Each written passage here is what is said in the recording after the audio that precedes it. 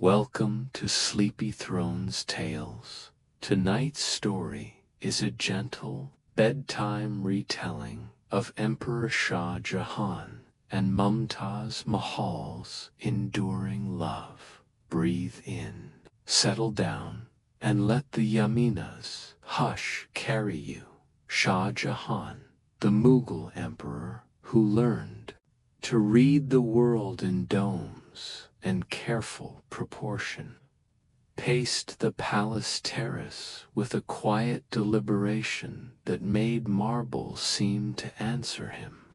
Mumtaz Mahal, his chief consort and the steady keeper of the household's small mercies, moved beside him with the kind of unspoken attention that smooths worry into place.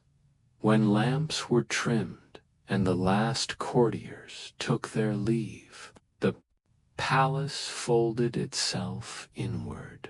Carved screens cast lace upon rugs. The river beyond the parapet ran like a long, patient thought, and jasmine settled its small scent into evening air.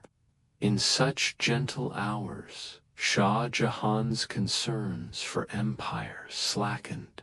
At the edges and domestic things, tea, a folded note, a child's first attempt at walking grew larger and truer.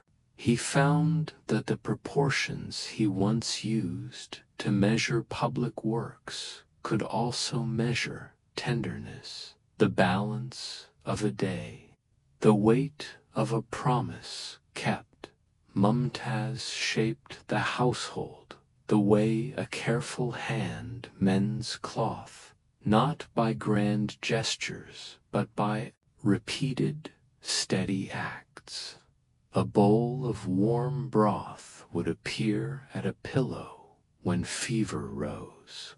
A cool cloth would be smoothed over a fevered brow. A single plain question could rearrange argument into conversation.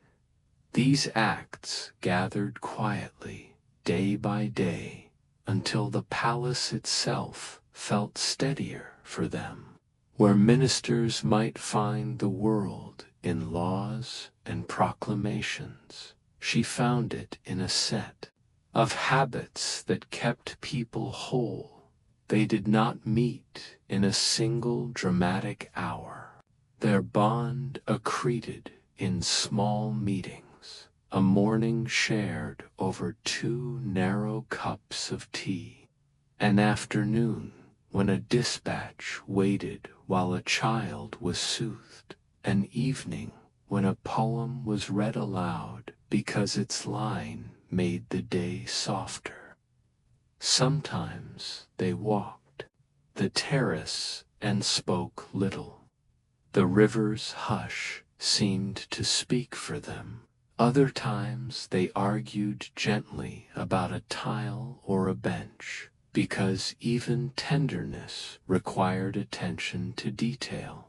In such modest negotiations, their lives braided together threads of patience, humor, routine, and the occasional private joke folded into a margin.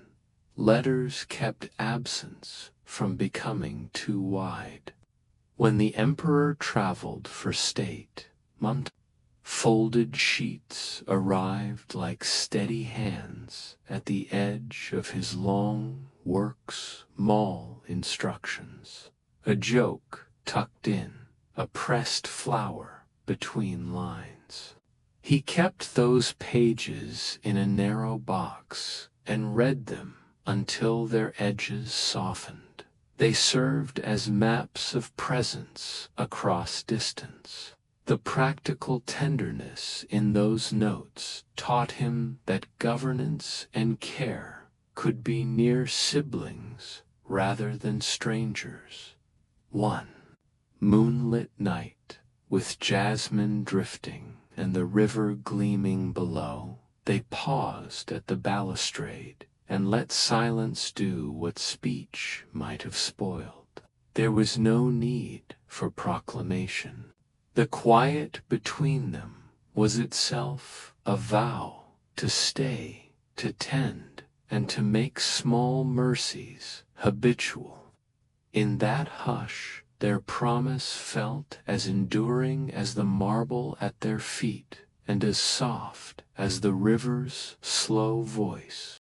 Old Nazir, the head gardener, whose hands remembered seasons like lines in a palm, walked the beds as if reading a soft book. The palace gardens were not an afterthought, but a series of private rooms stitched into earth and scent, paths of cypress, made cool, deliberate lanes. Low rose beds kept their heads like patient listeners. Reflecting pools answered the sky in small, exact mirrors. Mumtaz loved these green corridors for the way they let the household breathe. She chose shade where children might nap, planted citrus near nursery windows so morning would smell like comfort, and asked for benches set where an elder could watch without being called. Shah Jahan watched how her mind moved among soil and scent, and in those choices he learned a tenderness that belonged more to care than to display. They walked the alleys often. Sometimes they spoke of practical matters, where to place a fountain so its murmur would keep children to quieter games, whether a path should curve to hide a gardener's shedand. Sometimes their talk drifted into smaller confidences, the color of a remembered dress, which poem had made a hard day feel lighter. The gardeners moved with them like an obedient chorus, testing soil with a thumb, adjusting a hose, shifting a sapling a hand's breadth to the left because Mumtaz had suggested the change. These little attentions made the garden feel lived in, rather than merely arranged. Master Farid, the chief artisan, visited the gardens to find motifs he might later translate into stone. He noted which curls of jasmine made a pleasing petal, and which hedgerows cast the gentlest shadows on a passing foot.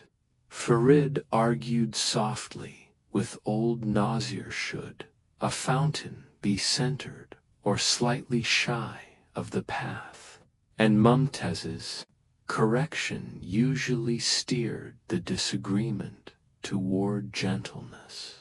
The result was a landscape that looked as if it had grown to fit people's lives rather than being imposed upon them. Children treated the garden as a learned map. Here you may hide. Here you may climb. Here figs ripen and must be eaten quickly. Laughter braided hedges into a new kind of tapestry. Scraped knees sent nurses hurrying, and the household's steady rhythms swung to the small crisis and then back to ease. Gulnaz, the midwife, with hands used to steadying small breaths, kept a pouch of remedies and a towel in the nursery gardens. Shade ready without fuss. Amin, the steward, who turned plans into lists, walked paths to check lanterns and benches, making practical room for Mumtaz's kindness to be practiced rather than merely promised. At dusk, the garden gathered itself. into hush. Lanterns were lit like patient stars, and their reflections trembled in still basins. Dragonflies blurred like tiny jewels above water.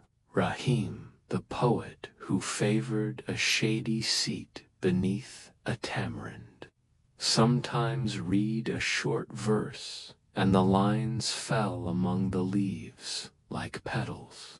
These evenings felt like a slow ritual, a lamp, a line of poetry, a bench shared in silence. The garden taught patience Brune now, and roses will repay you next season. Choose shade, and children will sleep through heat.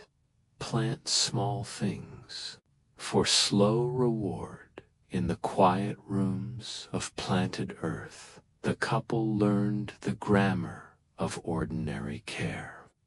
Each small decision where to put a bench, which sent to carry toward a nursery stacked into a household shaped for comfort. The gardens kept their secrets, well, the soft apologies made beneath a pergola, the vows exchanged in low voice while pruning shears rested, the gentle teaching of footsteps to children who would one day walk not only gardens but a wider world. When Shah Jahan traveled for councils or inspections, the rooms he left behind learned how to hold absence like a shape. The household adjusted its rhythm benches, waited for a familiar weight. Chairs remembered footsteps, and that new hollowness folded paper took on the work of presence. Mumtaz wrote those papers with a calm hand, not proclamations but inventories of care, things that kept a house from fraying. Her letters named small needs first remember, the child's favored spice, send extra quilts, ask the steward to check. The eastern shutters then offered a line or two of light, a joke, a half-remembered couplet, a pressed jasmine leaf tucked between pages, so scent might cross 100 miles. A trusted messenger, Khalid carried many of those small voyages. He knew which roads softened at dusk and which caravans preferred to stop early. He learned to fold himself into the margins of proprietors' days, so that a note might arrive without causing fuss. When Khalid returned with an envelope, the steward would move with quiet efficiency, a folded sheet placed into the emperor's hand, servants stepping back while eyes read the private weather of home. Shah Jahan kept Mumtaz's pages in a narrow wooden box. In distant pavilions, he would take them out and read aloud, letting lines breathe into Tsetin, a tent that smelled of oil and dust until it felt like a room again. Letters performed more than errands. They became a ritual of tenderness at the edges of authority. Mumtaz wrote instructions that set practical things in motion. Herbal poultices summoned. A midwife dispatched a small purse of coin delivered to a distressed artisan hand. She always enclosed at least one line meant to steady the heart. Do not forget to sleep. Those few words softened commands so that an order could be obeyed without turning kindness into mere duty. The emperor learned to answer in the same mixed tongue, a map, a directive, an image that would warm the night. Play lived on the margins of correspondence. Mumtaz tucked tiny riddles into folds, drew a child's clumsy sketch, or sent a scrap of cloth with a stain that made Shah Jahan smile. Once a messenger arrived with a petal pressed so flat it looked like a coin. The emperor kept it between plates of a small desk, as if it were currency of a kinder sort. In hard times, letters braided work with consolation. When a fever moved through a nearby market, Mumtaz organized help blankets, a healer's visitant, then wrote a note that read less like an order and more like a hand on a shoulder, naming a memory that might give courage. The exchange of folded pages taught them an art of being near at distance. It trained the household in patience and created a private library of ordinary love, lists for bread and lists for lullabies, sketches of a bench and fragments of verse, records of who had mended what and why someone ought to rest. Over years, those papers softened into habit, and habit turned into trust. The diplomacy of ink, practical, intimate, immediate, kept a household steady while empires turned outside its walls.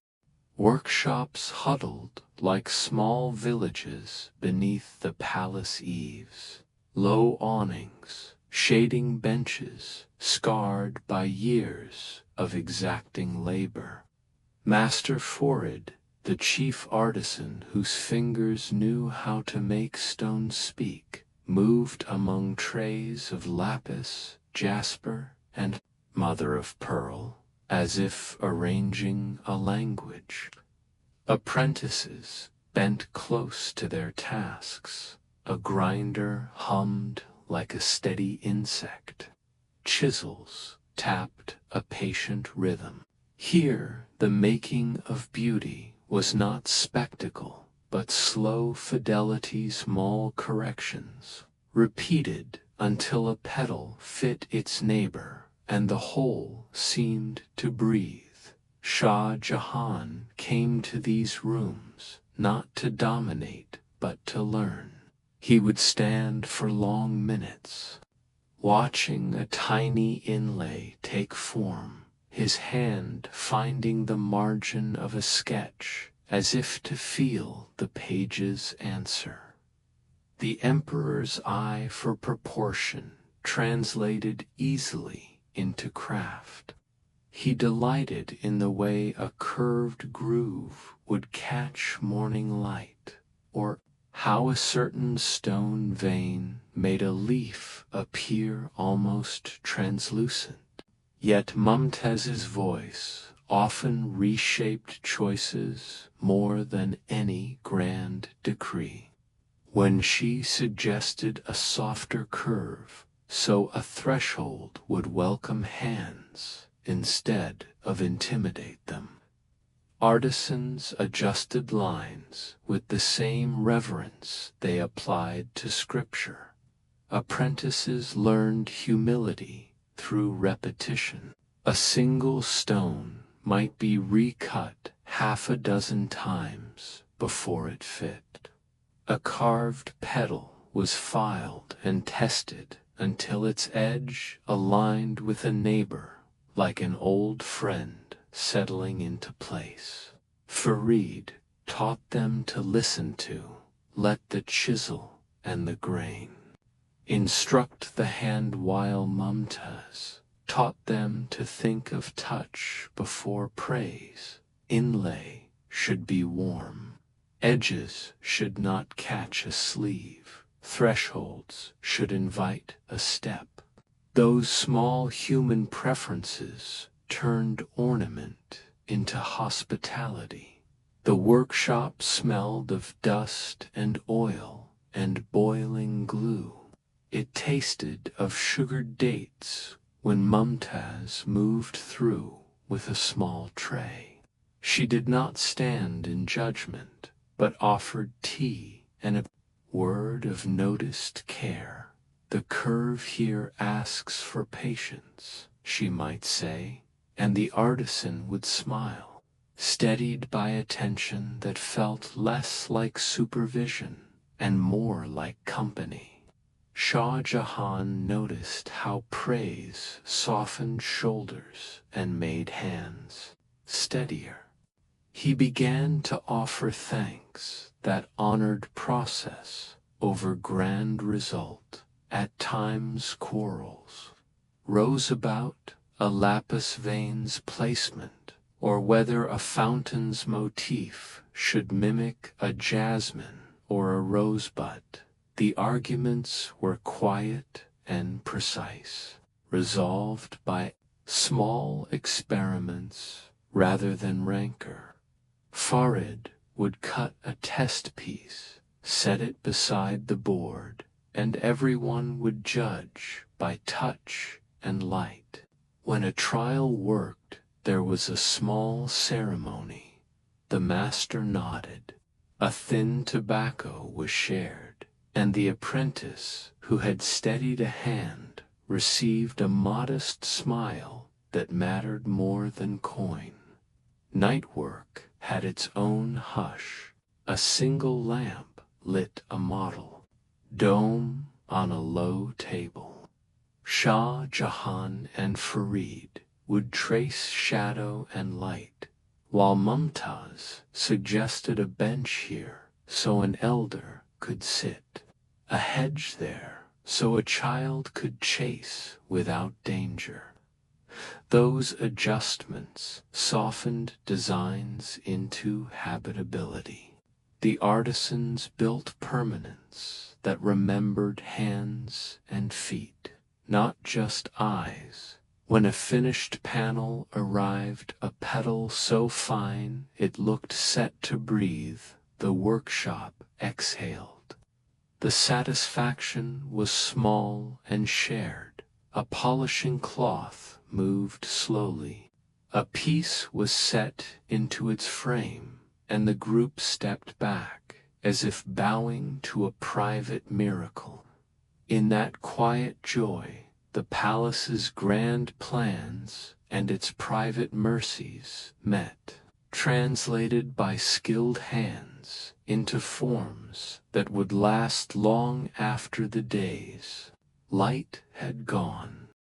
Khalil, the river pilot, who read the Yamuna's moods as if they were pages in a book, guided the palace barge with a practiced calm that made even sudden storms feel like expected verses.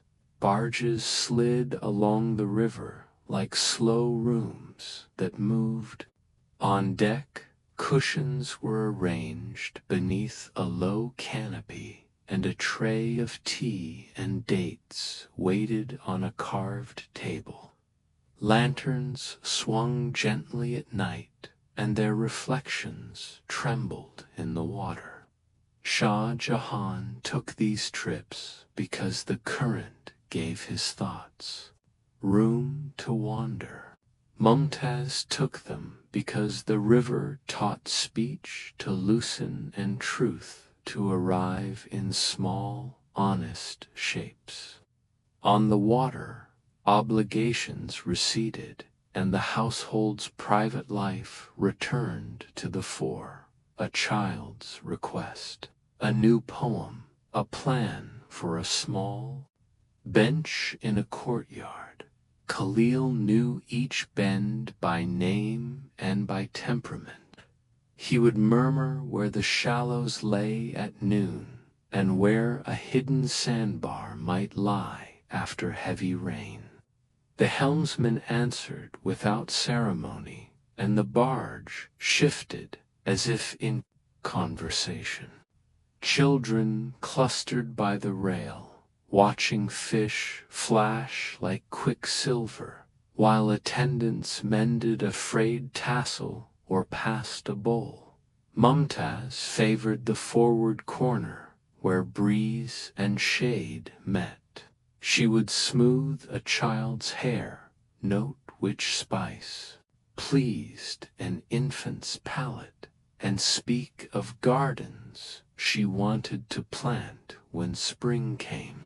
Shah Jahan often sketched small studies of light on water-quick lines that later became the seed of an arch or a fountain. Talk on the river wandered easily from the private to the practical. A merchant might be met at an Aperver landing with news of a delayed shipment. Mumtaz listened, then turned the report into action. Send spare grain dispatch to carts. Ask the steward to check the road. Her mind folded logistics and consolation in the same breath. Shah Jahan would outline how best to spare distress, a neighboring order softened by a poem offered afterward. These moments taught both of them how governance could lean toward care. Without losing its weight, rain arrived once, like a friend who did not ask permission. A sudden cloud broke overhead, and Khalil steered the barge into a sheltered bend. Curtains were drawn, and the deck became a small, dry room, while the river stitched silver above them. Mumtaz handed warmed cloths. A nurse wrapped a shivering child. A quiet song rose to match the rain's drum. The storm passed as quickly as it had come. In its wake, the river shone like burnished metal, and conversation picked up as if no interruption had occurred dumbly. A new set of small confidences had been added. Evenings on the water were apt for poetry. Rahim, when he traveled with them, would read a few lines that landed between people like lanterns, and the couple would savor the simple architecture of the verse. Sometimes Shah Jahan and Mumtaz read letters aloud, the words pulling remote rooms closer until a tent or a pavilion felt almost like home. Memory, held against the river's mirror, seemed softer and clearer. Recollections smoothed at the edges, like pebbles turned by a current dot when the barge returned to its mooring, and the city welcomed them back with lamps and the calls of evening. The palace felt both the same and quietly renewed. Barge journeys taught a patience that domestic life often needed, that slowing down made visible what required tending, that conversation made plans humane, and that memory, when reflected in water, kept its true shape. Golnus, the midwife, whose hands were steady from years of nights and births, kept a small chest of remedies and moved through the household like a calm current. Illness arrived in the palace without fanfare, a child's flush noted at dawn, a groan in a servant's sleep.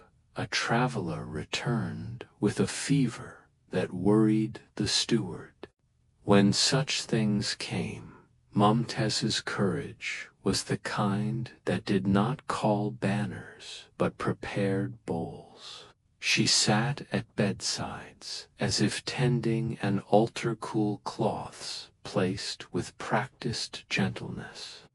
broths warmed to the exact temperature of fevered throat, would accept a palm resting lightly on a fevered forehead, so breathing felt less lonely. Her gestures were small and reliable: boiled linens, a poultice made by Gulnas and tied neat as an offering, a soft song hummed until the edge of panic eased. The household learned to move around such moments without spectacle. Amin, the steward who kept lists and arranged supplies, made sure that more blankets were stacked, that extra water was sent to the infirmary, and that a midwife could be freed from other cares. Mumtaz directed, without haste's name, the remedies. Send for a trusted physician if the sign pointed that way.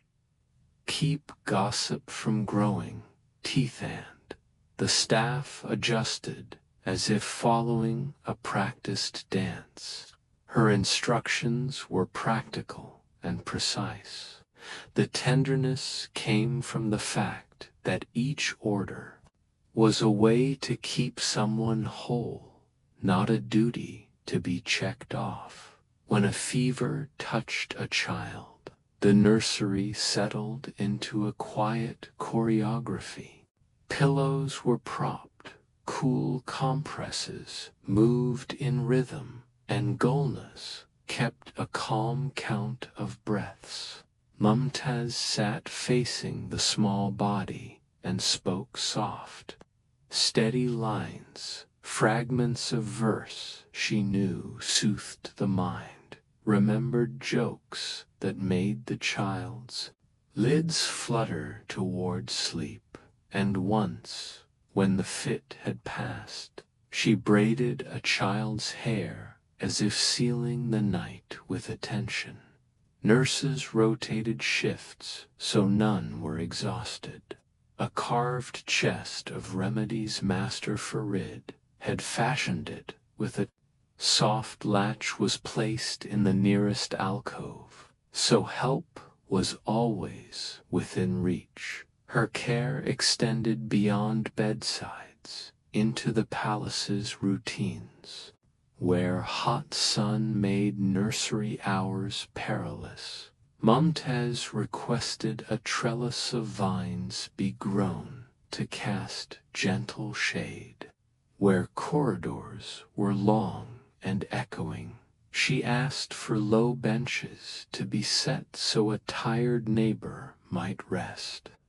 These small architectural changes were not monuments, but instruments of health, a shaded path that shortened a child's walk, a cool cistern placed where messengers might refill water, a discreet room for convalescence that kept dignity intact.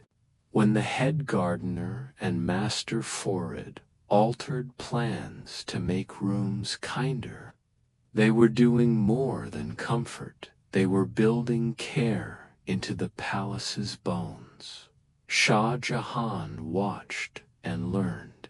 A ruler who had once measured victories by banners began, privately, to measure success by how quickly a fever was eased, by how the household rearranged itself to protect its weakest. He spent longer at a sickbed than any proclamation would have predicted, and his presence, quiet, watchful, became another steadying thing. Officials took note. Governance could be humane without losing its firmness. When danger waned, the household did not forget the lessons. Schedules were adjusted so nurses could rest. A small herb garden was placed within easy reach. A kiosk of warmed broth was planned near the nursery for sudden needs. Mumtaz did not call attention to these changes. She continued, as always, with work that was its own reward. In that steady practice of mercy, the palace learned what endurance truly is, not a loud promise, but an everyday habit of tending. Rahim, the court poet, whose lines moved like small lanterns in the dark, favored the hour after lamps were trimmed, when words could be kept soft and private. Night belonged to verse in the palace. After supper and the day's small labors had been set to rest, musicians tuned their instruments, and a low light fell in rooms where voices could lean in without being overheard. Poetry did the work that speech sometimes could not. It named sorrow without enlarging it, shaped longing into an image, and taught people how to carry feeling without being crushed by it. Rahim read in a cadence that made even short lines feel like a hand resting on the heart. His metaphors were spare and tactula, single petal, the hush of a river, so they could be remembered without strain. Mumtaz loved images that walked slowly. She preferred poems that returned to a gentle thing again and again, a moon repeated as an old friend, a single flower revisited in different lights, so the repetition became comfort rather than mere ornament. Shah Jahan, used to measuring space and light, discovered that poetry offered him a different kind of proportion. Where architecture asked how a vault would catch the sun, a stanza asked which small detail would hold a memory. They listened together, sometimes exchanging a glance at a line that landed like a small truth between them. Music underpinned the verses. A sitar hummed in low strings, a hand drum tapped like a slow pulse, and a few clear voices sang lullaby. Fragments learned from older seasons. Musicians were chosen for calm rather than virtuoso display. Their role was to keep the room from becoming empty, to give the poem a cradle. On some nights, Rahim's reading was followed by a short song that took a couplet and turned it into a tune, soft enough to fold into sleep. Children who were still awake learned these refrains and carried them into later life as small sanctuaries against worry. Poetry nights also held private rituals. A verse might be requested for a child's sudden fear, a line asked to steady a morning guest, or a stanza chosen to brighten a nurse's long shift. Mumtaz sometimes corrected a reading not to change the meaning, but to ask for a line that leaned toward consolation. Her edits were gentle. Remove an image that might prick. Repeat a phrase that soothed. Rahim and the musicians learned to trust this sensibility. The palace's evenings acquired a reputation not for ostentation, but for careful listening. The poems themselves were modest in length, but rich in repeatable images. A single petal could become the story of a life. The river's slow tongue could hold 100 small recollections. These repeated motifs became a private lexicon, phrases murmured across years until they felt like family.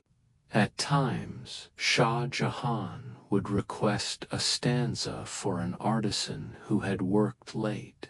At other moments, Mumtaz would ask for a line to be tucked into a letter bound for a distant steward. Poetry moved through the palace, not as luxury, but as a practical bomb dot. When guests left after an evening of verse, they carried away more than memory. They carried a steadier breath. The poems taught people how to fold feeling into daily life, turning raw emotion into something manageable, even beautiful. In those nights of measured lines and low music, the household learned a quiet craft, to hold each other with words that did not demand spectacle, but simply made space to grieve, to hope, and to sleep. A small hand reached for the nearest finger, and the palace, for a moment, forgot its formality. Children arrived into the household like new seasons, unexpected and gentle, demanding care that rewired even the strictest routines. Nurseries were kept plain and warm, low rugs, simple toys, a few well-made wooden pieces that could be mended rather than replaced.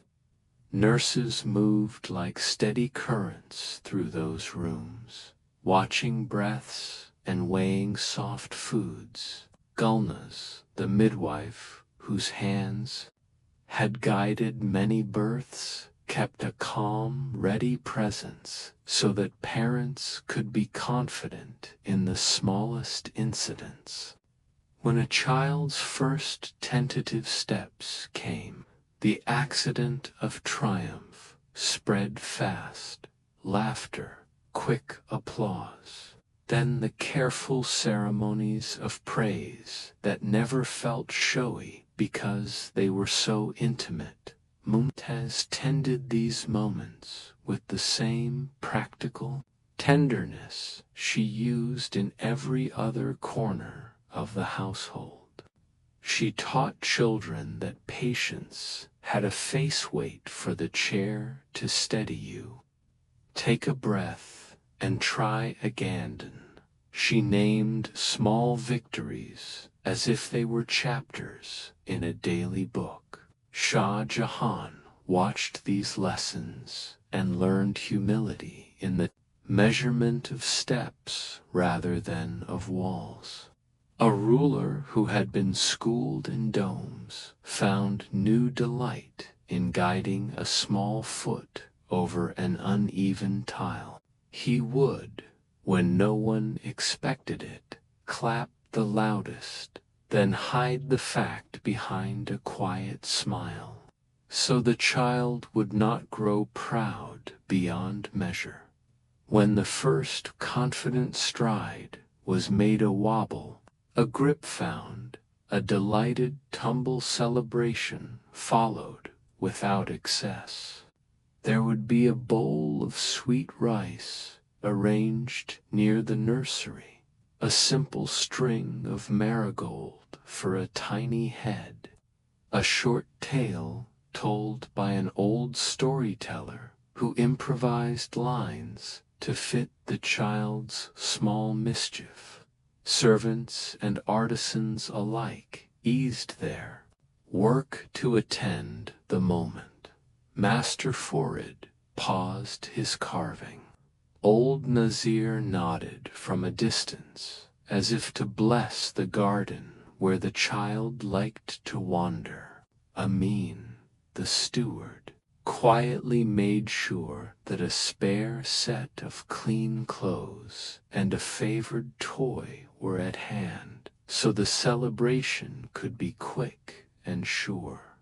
These small rites taught the household its softer rhythms.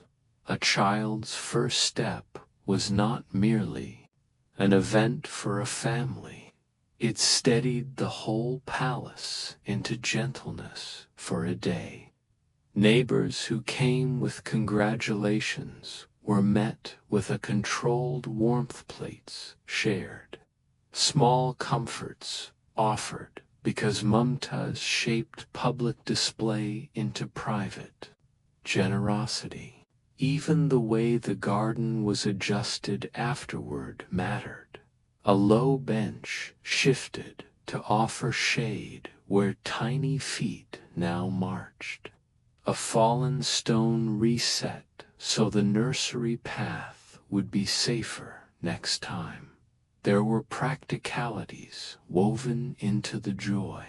Nurses took notes on a child's balance and suggested morning exercises that were fun rather than chore. Gulnus left a small poultice and a recipe for soothing a bumped knee should one appear. The artisans carved a miniature grip rail at a low stair, not as architecture, but as an act of kindness. None of these changes was dramatic. They were stitches in the fabric of care that made life easier in small, enduring ways. When night came and the household settled, the memory of the day lay like a warm cloth over the palace. A lullaby might be hummed that had been learned for the occasion, a line of poetry tucked into a letter, a private smile exchanged between parents who had watched a small body find its balance. In these quiet celebrations, the palace practiced a lesson it kept returning to, that the smallest steps often mean the most, and that care practiced daily is the truest kind of legacy. Amin, the steward, who kept lists and quietly made things happen, arranged cushions and a low tray of tea before the small meeting began. Not all council lived in the great hall. There were inner rooms, low shaded chambers behind latticed screens where weighty matters could be discussed without spectacle, and where decisions were shaped by care as much as by calculation. In those rooms, Shah Jahan met a different sort of responsibility, the domestic urgencies that required as much attention as any distant treaty. These were conversations about dockets and diapers, about relief for a village struck by flood, as well as the placement of a bench near the nursery for an old aunt who liked morning light. Mumtaz sometimes joined these councils, not as an orator, but as a clarifier. She asked questions that cut the scale down to human size. Who will carry the beds? Who keeps dignity in delivery of aid? Who will stay with the grieving so they are not left alone? Her presence altered the room's rhythm. The talk shifted from abstract policy into immediate, doable steps. Ministers who were used to grand strategy found themselves thinking in the architecture of kindness, timing, privacy, and small compensations that rescued people from humiliation while meeting practical needs. The chamber's ritual was modest. A servant brought steady tea and thin slices of sweetbread. Cushions were arranged so older visitors could sit easily. A single brazier kept the air warm in winter. Conversation moved in close circles. A map opened, not to redraw borders, but to locate a caravan that could carry supplies. A list was read aloud and amended. A steward noted names and times and turned plans into orders that would be executed before afternoon light faded. The discipline in the chamber was one of follow-through appointments kept, assignments given, accountable hands named. When a complaint arrived from a neighboring quarter water stolen from a well, a child's school left without supplies, the council did not respond with broad decrees. Instead, they learned to parcel help into actions that people could accept without losing face. Mumtaz suggested that supplies be delivered after dusk, so recipients were not exposed to daytime crowds. She asked that a small team remain to help install a new cistern rather than hand over a single sack and disappear. Such choices avoided resentment and created cooperation. They treated help as a long-term relationship rather than a one-off spectacle. Sometimes the council turned inward to family matters that required discretion. A dispute between a steward and a gardener might be settled in the chamber with quiet mediation and a promise of retraining rather than public rebuke. When a young apprentice showed promise but lacked resources, the chamber arranged apprenticeship conditions and a small stipend investment rather than charity. These private solutions kept the palace's public face calm while tending to the threads that made daily life functional and humane. Shah Jahan learned from these meetings how governance could feel intimate without losing authority. Where once he might have thought only in proclamations, he now understood that quiet logistics sleeps where, who receives what, when a midwife must be freed of other duties were as vital as any dispatch. In that inner chamber, the house practiced a different craft, the steady administration of mercy, held to account by lists, names, and times. When the teacup was drained and names recorded, Amin folded the notes and sent runners on small errands. The room returned to hush. Outside, the palace continued its larger music, but the inner chamber had done its quiet part, turned worry into plan, plan into action, and action into the sort of care a household could rely upon.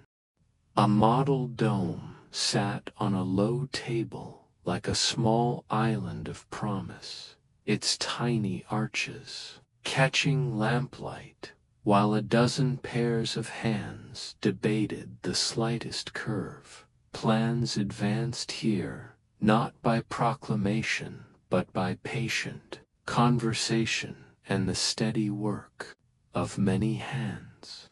Master Frid, whose name had already threaded through these pages, kept a careful eye on proportion. Apprentices filed edges until their fingers learned the language of a petal inlaid beside a vine. Shah Jahan studied those models as he had studied battle maps and city plans. But now his questions were different. How will light travel across this marble at dawn? Will a child's foot find a threshold forgiving? Can a hand rest on this balustrade without catching a sleeve? Mumtaz's influence threaded through these concerns like a steady current.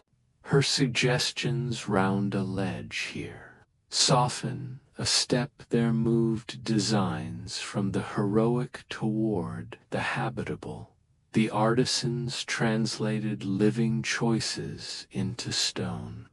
Petra dura inlays were planned on paper first, flowers and vines sketched in delicate strokes, colors chosen because they warmed a palm as well as pleased the eye. Forid would cut the first test stone and hold it to the model, the apprentice watching breathless as a tiny petal either settled or refused its place. If it refused, they would file, recut, and try again. There was no shame in repetition, only the discipline of fidelity. Each successful fit felt like a private brightening jay petal that seemed to breathe when the light moved across it. Shah Jahan and Mumtaz met often over these small models. He would trace shadow with a fingertip. She would suggest a hedge to shade a child's afternoon. Together they weighed monument against home. There were evenings when debates turned toward small kindnesses, a lower step so an elderly aunt might enter without climbing, a bench placed where a nurse could watch children at play. Those decisions quietly shifted designs away from cold perfection and toward invitation. Craftsmen learned to value warmth in a surface as much as accuracy in an angle. Workshops sent sketches and small mock-ups to the design table. Gardeners offered notes on scent that might be carried by a courtyard breeze. Mothers brought opinions on where sun struck a play area too harshly. The palace's plan became porous, attentive to the bodies that would live inside it. The team tested patterns in miniature, then in larger frames, always looking to how a hand would meet a stone or how water would break across a fountain's lip. A curve was not simply elegant when measured. It was humane when it soothed a passing sleeve or made a child's climb less perilous. At night, the model domes gathered their own hush. Lamps were dimmed, and only a single brazier glowed, so lines of shadow could be read truly. Forid and his closest apprentices would sit and polish a panel until the inlay seemed to float in the marble. Mumtaz, passing by, might touch the edge, and Nodan unspoken approval that steadied hands more surely than any public commendation. Shah Jahan, who had seen many strategies succeed and fail, learned here that permanence should remember use, to invite feet, to catch light softly, to hold sound like a careful bowl when a final panel was set. When a fountain's stone finally caught the river's dawn and split it into music. The workshop exhaled as if relieved to have given a household a new room to live in.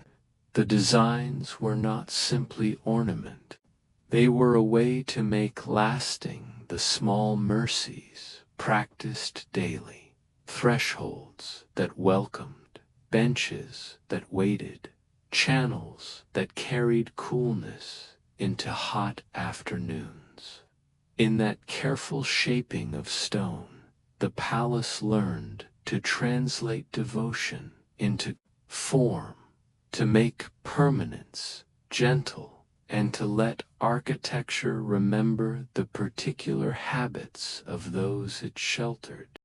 Rana, a stall keeper in the nearby bazaar, arranged his wares with the same careful eye a gardener uses for seedlings. The palace reached beyond its walls in small, human ways through errands, market runs, and gifts that traveled from hand to hand. Mumtaz liked to visit the bazaar, not for spectacle, but for the ordinary treasures it offered. A length of soft cloth, a particular roasted spice that made a porridge taste like home, a child's painted toy, simple enough to be repaired.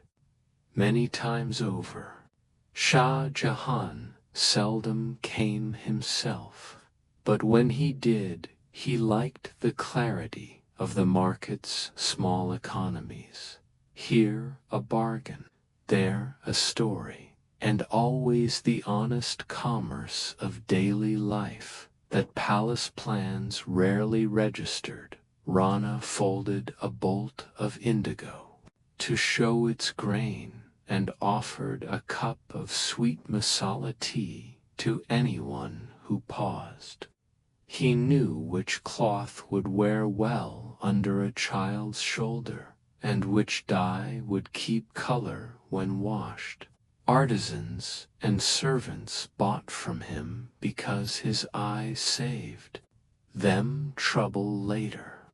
Mumtaz appreciated those practicalities. She could tell by the way a cloth sat on her palm whether it would be comfortable for a child or too stiff. Small judgments like these shaped many decisions. A blanket chosen for warmth, a sash selected for ease, a painted toy that taught a toddler to stack rather than throw. Gifts moved quietly between market and palace. A merchant might bring a trimmed box of almonds or a tray of sweetmeats for a visiting nurse. A potter might deliver a set of small bowls for the nursery. Mumtaz preferred things that could be used, a comb that fit a child's hairline, spoons whose curve eased a tired hand. She wrapped such items, simply plain cloth, a single ribbon so that the gift did not announce itself by flash, but by usefulness. These choices taught the household to value utility over display, and the palace's culture grew steadier for it. Occasionally, a visiting artisan presented a tiny study or sketch in inlaid tile with a petal suggestion, a small model of a bench. Mumtaz, when a gift pleased her, she often asked the giver to come and teach an apprentice a small skill rather than accept a large reward. Such exchanges built networks of care. A potter who learned a technique from a master in return for a child's toy. A weaver whose improved cloth made a nurse's work easier for months. These were bargains that left people richer in ways coin could not register. Shah Jahan enjoyed the human stories folded into market life. He liked to hear how a trader's daughter learned to balance a tray of tea, or how a caravan's mule had stopped for an old woman on the road. These small narratives, acts of kindness, a careful bargain, found their way into palace conversations and occasionally into more formal decisions. Foster a craftsman, send aid to a trader, commission a new robe for a midwife. The ruler learned that governance sometimes begins with noticing, seeing which wares wear well, which toys teach patience, which spoons comfort a shaking hand. On the way home from market, with a small parcel of spices and a hand-woven sash, Mumtaz sometimes paused to hand a wrapped sweet to a child at the gate, or to tuck a scrap of cloth into a beggar's palm. Those tiny acts were not public relations. They were practice. The palace learned its shape by such small exchanges, gifts that mended days, purchases that eased work, and favors that created human ties the walls could not contain. Layla, a gentle singer, the household favored for lullabies, had a voice like soft thread, thin enough to fold around a child and strong enough to hold a line until sleep arrived. Evening in the nursery was a choreography practiced until it felt like instinct. Lamps were dimmed to a warm pool. Quilts were folded into cautious nests. A small brass bowl of warm water steamed beside a low bench. Gulnaz, the midwife, whose hands were steady from long service, checked breaths and tucked cool cloths where needed. Nurses moved with calm economy. One cradled a fretful limb. Another hummed a steady tone while rocking. A third whispered a name like a blessing. In that room, Mumtaz sat with the quiet authority of someone who taught habits, how to fold a blanket without fuss, how to press a tiny hand against a heartbeat until steadiness returned. Layla's songs were chosen for their patience. She preferred short phrases that looped and returned, rather than long tales that risked waking the small listener. One favorite began with the image of a small moon rocking above a field. Another promised that morning would come with a bowl of sweet porridge and the scent of roasted cumin. The words were simple, images repeated so the mind could keep them. Without effort, melodies gentle enough to match the slow rhythm of breathing. Children learned the refrains quickly and would sometimes hum the last line themselves as they drifted. Mumtaz taught the household that lullabies were more than musical comfort. They were a language of steadiness. She asked that nurses avoid grand rhythms and kept an ear for words that might prick a child's fear. No predatory images, no rapid crescendos. Instead, she asked for lines that named small, safe things: the warmth of a cup, the sound of a favored bell, the steady step of an older sibling.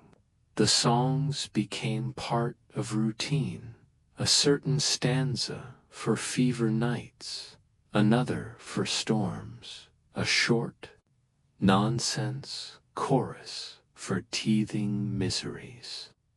Over time, these refrains grew into quiet talismans, a private library of consolation the family could draw from. The lullaby hour extended beyond the nursery. Sometimes, when the palace seemed especially unsettled, Rahim the poet would request a small set of lines, and Layla would adapt them into a tune so mild it felt like a hand smoothing a lap. Even artisans paused in workshops nearby when they heard the soft threads of song drift through open windows. For a few moments, the palace's bustle thinned, and a shared breath moved through corridors and gardens alike. Music served the practical purpose of lowering voices, aligning breaths, and making rooms hospitable to sleep. Small rituals accompanied the music.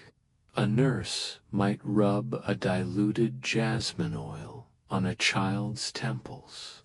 Gulnas checked the temperature of a cloth with the practiced touch of someone who had measured 1,000 nights. Mumtaz sometimes folded a short note nothing to read aloud. Only a small drawing tucked into a torso, that the object held a presence even when the parent could not stay. These acts, combined with Layla's singing, taught children to recognize the pattern of being soothed and thus to trust the world at its edges. When a storm rolled in and rain tapped the roof like a soft drum, Layla adjusted a verse so its rhythm matched the patter. The children's breathing slowed, finding the storm's beat as a companion rather than a threat, in that soft merging of sound and weather. The household practiced the tenderest of arts, turning anxiety into lullaby, unrest into repose. The nursery lamp grew smaller, and the songs smaller still, until only the steady hush of sleep remained. When the day had done its steady work and lamps were being trimmed, the palace sometimes held a small festival not for state, but for the household itself. These were gatherings of soft rejoicing, lanterns strung from eaves, garlands looped over low arches, a few musicians summoned to play tunes chosen for calm rather than spectacle. The festivals were careful celebrations, arranged so that joy would be intimate and exhaustion absent. They asked nothing of anyone that could not be given freely. Musicians arrived with modest instruments, a tablas pair, a tanpura, and a small wooden flute hand chose pieces that moved like water, easy to follow and easy to sleep beside. Rahim, who often attended these evenings, would read a short verse between songs, passing a line that could be hummed later, as if it were a cloth to wrap a memory in. Mumtaz liked music that invited quiet dancing rather than boisterous display, a patterned step where an elder could sway, a simple circle for children to wander through and then sit, breath slowing as they watched the lanterns wink. The children turned these festivals into adventures of tiny consequence. They threaded marigold garlands under benches, hid behind curtains to pop out with cheerful shouts, and spied sweets left on trays before scattering to share them. Nurses watched with indulgent smiles, while Gulnus ensured that anyone who needed rest found shade and a calm corner.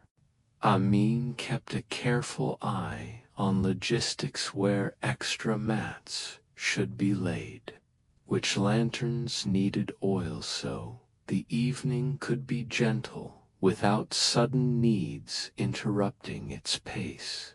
Food was plain and generous. Bowls of cool kia, platters of fresh fruit, skewered dates that had been lightly toasted. Mumtaz preferred that the offerings be easy to eat and share.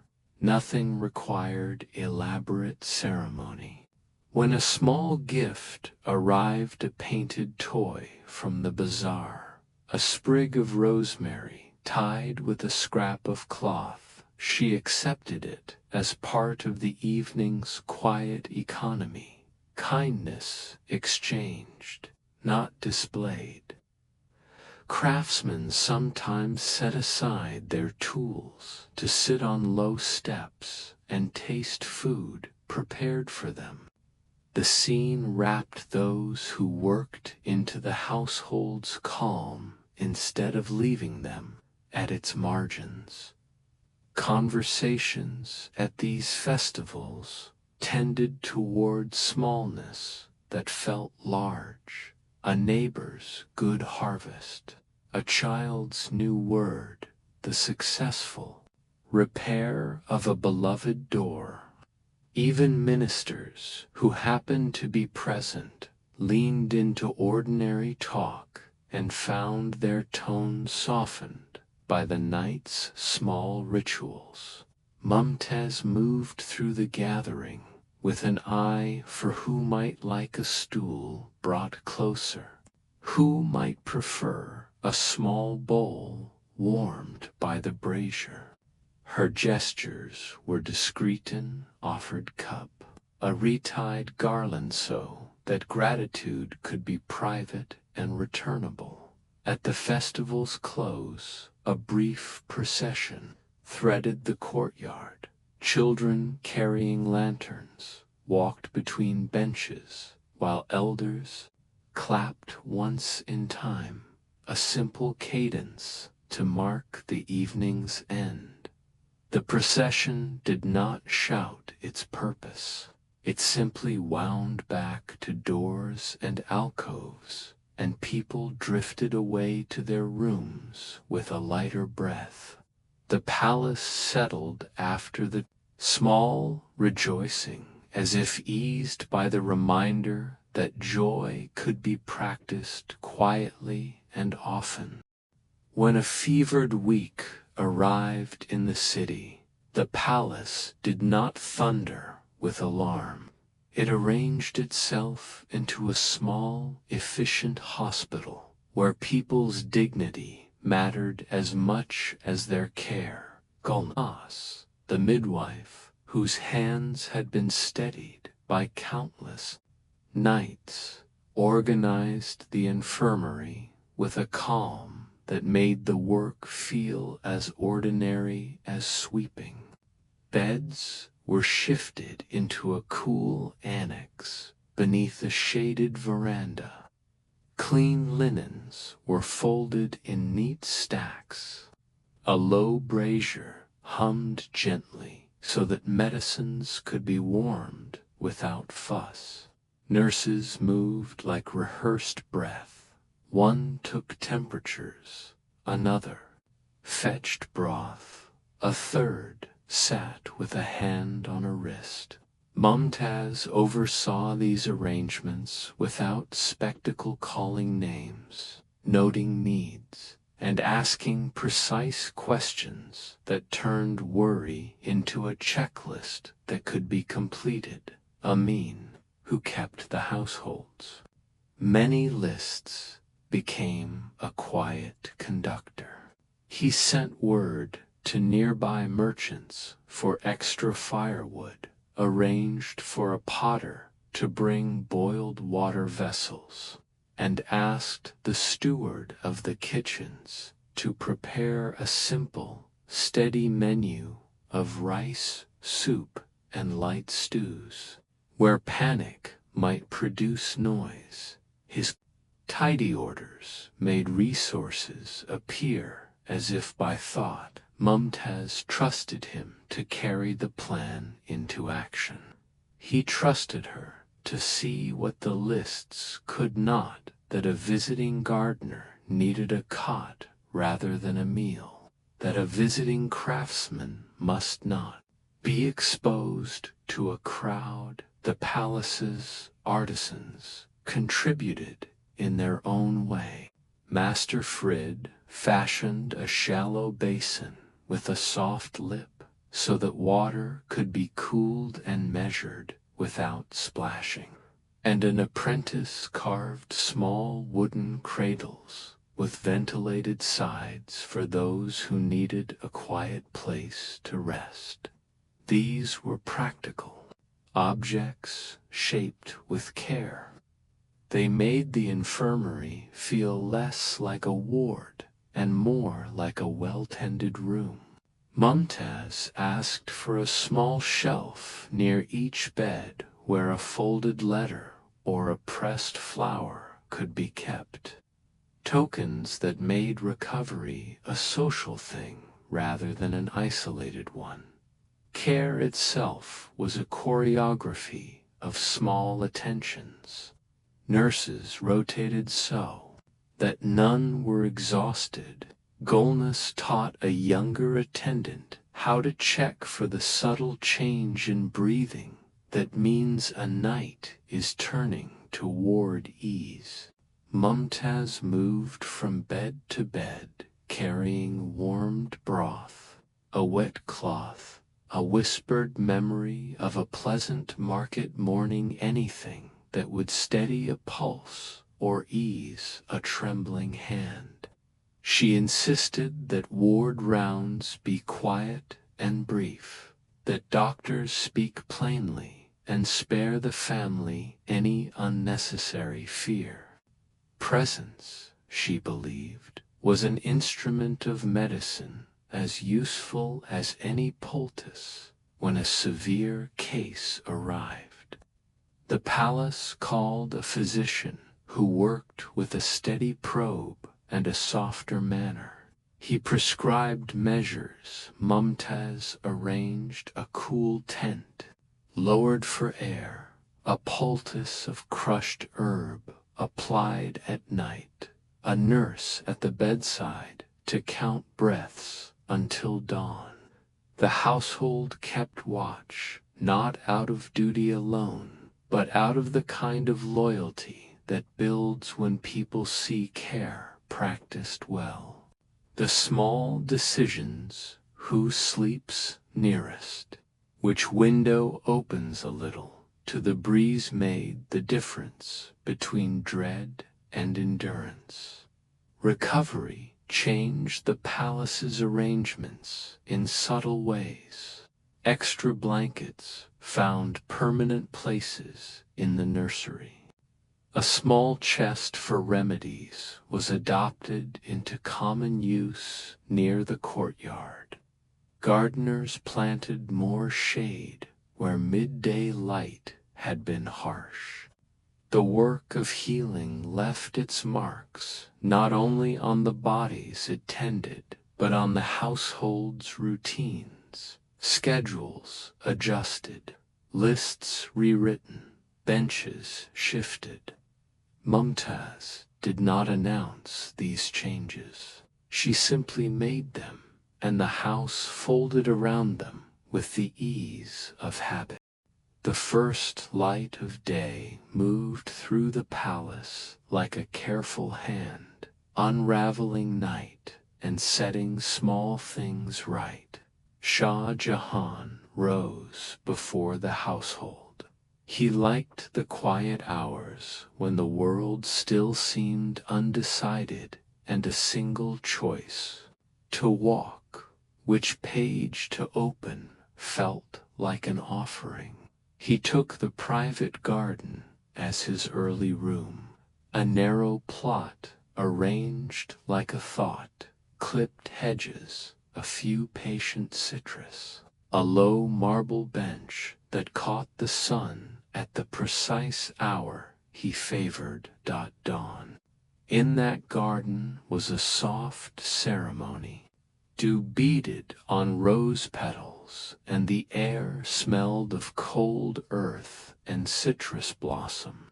A few birds argued over a treetop, while the river beyond the walls kept its steady voice.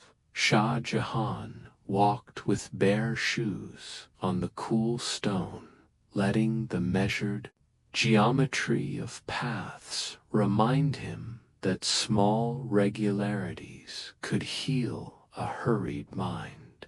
He liked to trace the line of a newly set tile, to watch how a fountain sliced morning into tiny notes, and to see how a single droplet could send a fan of light across carved marble. Mumtaz came at her own slow pace, carrying a small tray with tea and a cloth for the gardener's hands.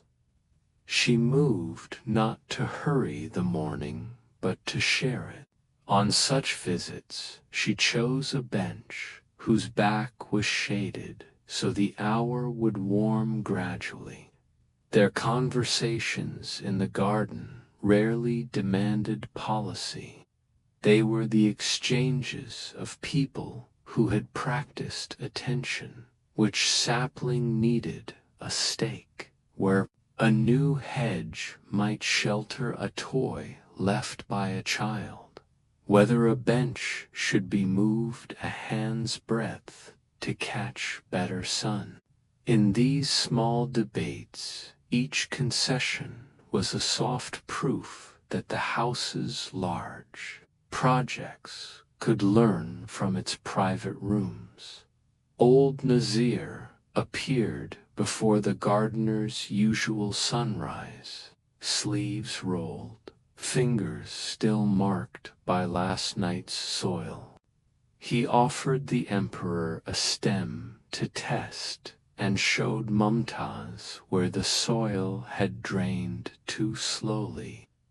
Shah Jahan, who had long since learned to listen at the edge of craft, asked a few precise questions that old Nazir answered with the humility of someone who knows the ways of earth.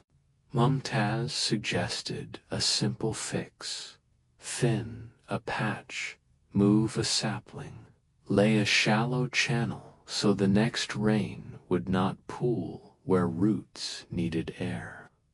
The gardener's movements were efficient: cut, press, patand. The garden adjusted as if pleased to be understood.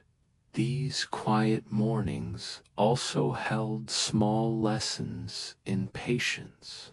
Shah Jahan watched a jasmine vine be coaxed along a trellis and saw how steady constraint, one tie at a time, created a grace that no sudden bending could. Mumtaz, standing nearby, pointed out the virtue in repeating a careful task until habit carried it. A single leaf freed of a dead edge, a low stone reset so a child's foot would not catch. The emperor found in these repeated ministrations a surrender to a slower measure of time, one that made decisions more generous. Sometimes they lingered to watch the river for a while, letting its unhurried movement steady thought. The garden returned them to a mood of deliberate smallness. Plan less to astonish, plan more to comfort.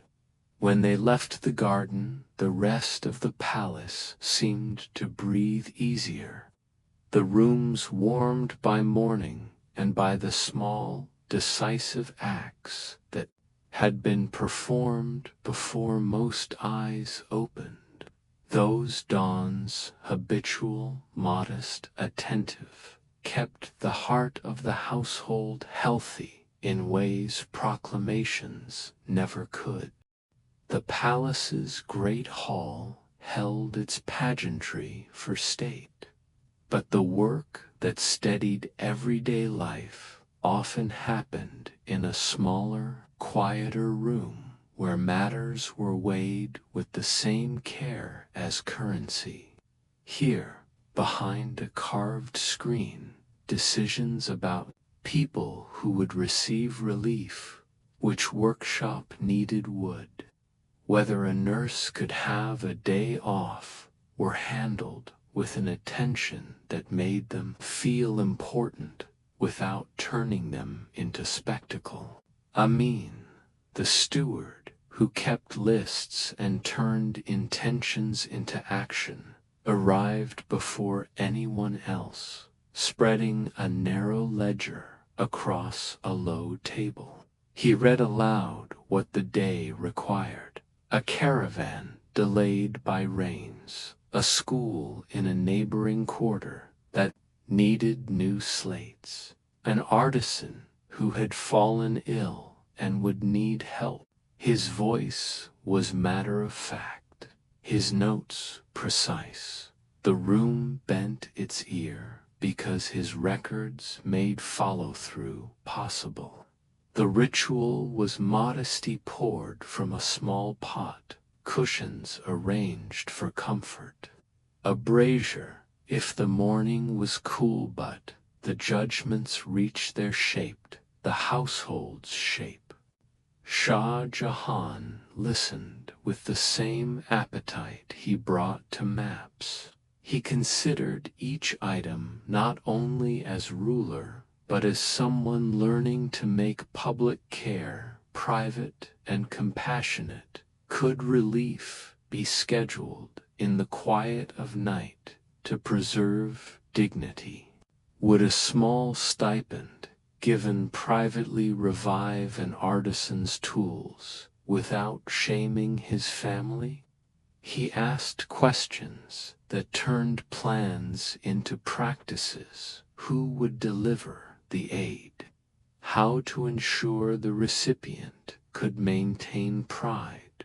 What patching might make a school usable through monsoon?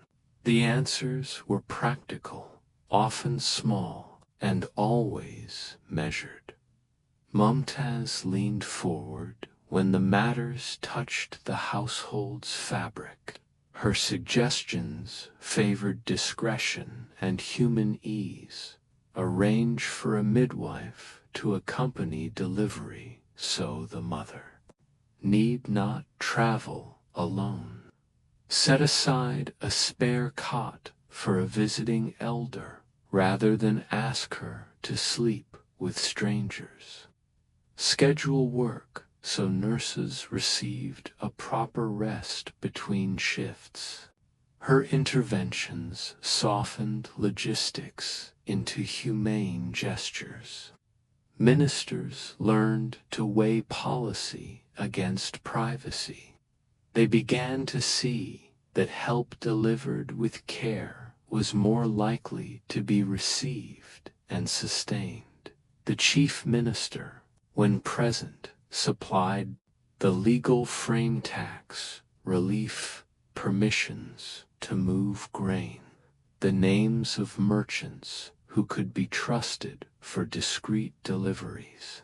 He spoke in terms of corridors and permits. Mumtaz translated permits into people's hours and needs. Their conversation mapped the stretch between edict and effect, and Amin tracked the agreed steps into his ledger so no promise would evaporate in the afternoon heat. Small experiments were common. One week they might test sending aid through a trusted artisan rather than a public wagon to see whether anonymity preserved dignity. Another week they might attach a teacher to a delivery team to offer lessons, along with supplies, turning relief into a seed of ongoing care. The room became a laboratory for modest policy's ways to make charity practical and unobtrusive. When a plan worked, it was repeated and folded into routine. When it failed, they adjusted, always small step by small step.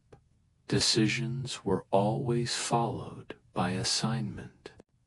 Names were given, times set, and Amin's pencil moved steadily through the ledger. Messengers were briefed, carts requisitioned, and the steward made sure that no one would be left wondering who would arrive or when. The discipline of follow-through turned good intentions into reliable habits, and the palace's reputation for quiet, effective care spread among nearby quarters as word of actual help rather than rhetoric. When the meeting broke, there was no trumpeting of virtue, only the soft rustle of papers and the knowledge that people in need had been counted and that arrangements had been made carefully, with dignity in mind. Those small, steady acts, governance threaded through courtyard and market, binding the palace's private mercies to the public life beyond its walls. Rahim, the court poet, whose words arrived like gift-wrapped lanterns, carried a small leather satchel of verses wherever he went. On a late afternoon, when light slanted like warm tea, Rahim came with a folded page tucked between his fingers, a short quatrain meant for a quiet moment rather than a public recitation. He had learned the household's small tastes, a line that slowed the pulse, an image that drifted toward consolation, a metaphor that could be hummed later as if it were a talisman. For Mumtaz, he chose simplicity. For Shah Jahan, he folded a phrase that balanced scale with intimacy. Poetry in this house was not a spectacle, but a precise kindness. He read the poem in a small room, where cushions had been set for no audience but the family's quiet. The line spoke of a single white jasmine drifting on slow water, of a footstep that returns like tide images that stitched memory to the day's rhythm. Mumtaz listened with eyes half closed, turning each syllable over as one might test the seam of a garment. Shah Jahan, who knew the geometry of domes, but not always the shape of a sorrow, let the language light a corner inside him where grief could be held without breaking. Rahim's gifts were practical as well as lyrical. He kept a habit of writing short epigrams for apprentices and artisans' small dedications tacked beside a newly finished panel. A line folded into a parcel of tea for a weary workshop, a brisk couplet scribbled on the inside of a carpenter's box. Such verses became part of the craftsman's private rituals, a line read before a difficult cut, a stanza memorized when a late night grew heavy. The poet's words made work feel witnessed and thus less lonely. Sometimes his gifts turned into gentle ceremonies. For a nurse who had stayed through a fevered night, Rahim read a little tribute beneath a tamarind where the air softened. The nurse, surprised, let gratitude come without performance, just a quiet smile and a cup of tea. For a child troubled by a nightmare, he improvised a lullaby from a line about the river's patience, and the child slept as if buoyed by a small inward tide. These acts cost nothing and mended much. They taught the household that recognition need not be loud to be real. Rahim also performed a quieter labor. He kept a running book of small poems meant for letters. When Mumtaz sent instructions to a distant steward, she sometimes asked Rahim to tuck a line inside so the page would carry not only direction but tenderness. The steward, reading orders at a dusty table, might find a couplet that made his evenings work less brittle. In such ways, the poet's craft threaded the palace to its far edges, turning bureaucracy into human exchange. That evening, after Rahim read his new quatrain, Mumtaz folded the page and slipped it into her pocket as if to carry the poem like a talisman. Shah Jahan traced the line once more and then spoke of a small notion bench, moved closer to a fountain so an old gardener could rest in cool waters, sound. In a house where words and work braided together, a poem could rearrange a plan and warm a hand. Rahim left then, his satchel lighter by one sheet, and the household a little softer for it. Hakim, the night watchman who walked the palace walls with a lantern and a slow, steady step, kept more than doors. He kept the hours from slipping into careless hurry. On some evenings, when the moon was thin and the world felt kindly, Shah Jahan and Mumtaz took their slowest walks beneath the tamarind trees. The alley there was private, narrow, paved with stones worn by many feet, and shaded by broad leaves whose silhouettes cut the sky into lace. Lanterns swung gently from iron hooks, throwing pools of soft light that made the leaves tremble like small applause. They liked these walks because the night simplified things. Duty grew distant. Crowds softened into shadows, and speech could be measured in the length of a step. Hakim walked a few paces ahead as a courtesy and a promise. His lantern moved like a metronome. Its warm circle kept them from stumbling and made the marble glint in a manner that suggested secrets rather than surveillance. He knew which stones gave a small, convenient bounce when a child misstepped, which gutter had a stubborn draft, and where a stray cat liked to nap, Shah Jahan enjoyed the familiarity of such knowledge. Mumtaz appreciated that the watchman's presence made the garden feel both safe and properly private. The tamarinds scent sat in the air like a sticky memory. Mumtaz paused to sweep a scattering of small lentils from a path where children had played earlier, smoothing the stone with the back of her hand, as if correcting the day's small disorder.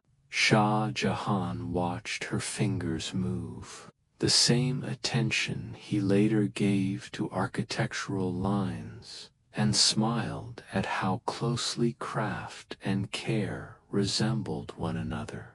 They spoke little. When they did, the words were small and exact, an observation about a distant star, a note about a gardener's request, a remembered line of a poem that Rahim had read the week before. Once, as moonlight pooled on a bench, a small wounded bird was found beneath the tamarind, one wing bent awkwardly, feathers dusted with a fine layer of pollen. A child's night voice had called it out earlier, and now the bird lay as if taking a long breath. Mumtaz crouched with the soft decisiveness she used at sickbeds. She cupped the bird gently and examined the wing without hurry, humming a line of a lullaby as she worked her small remedies, a warm compress, a careful band made from a scrap of cotton, a shaded box lined with leaves to keep it still. Shah Jahan watched her with an attention that had little to do with politics and everything to do with learning how presence could heal.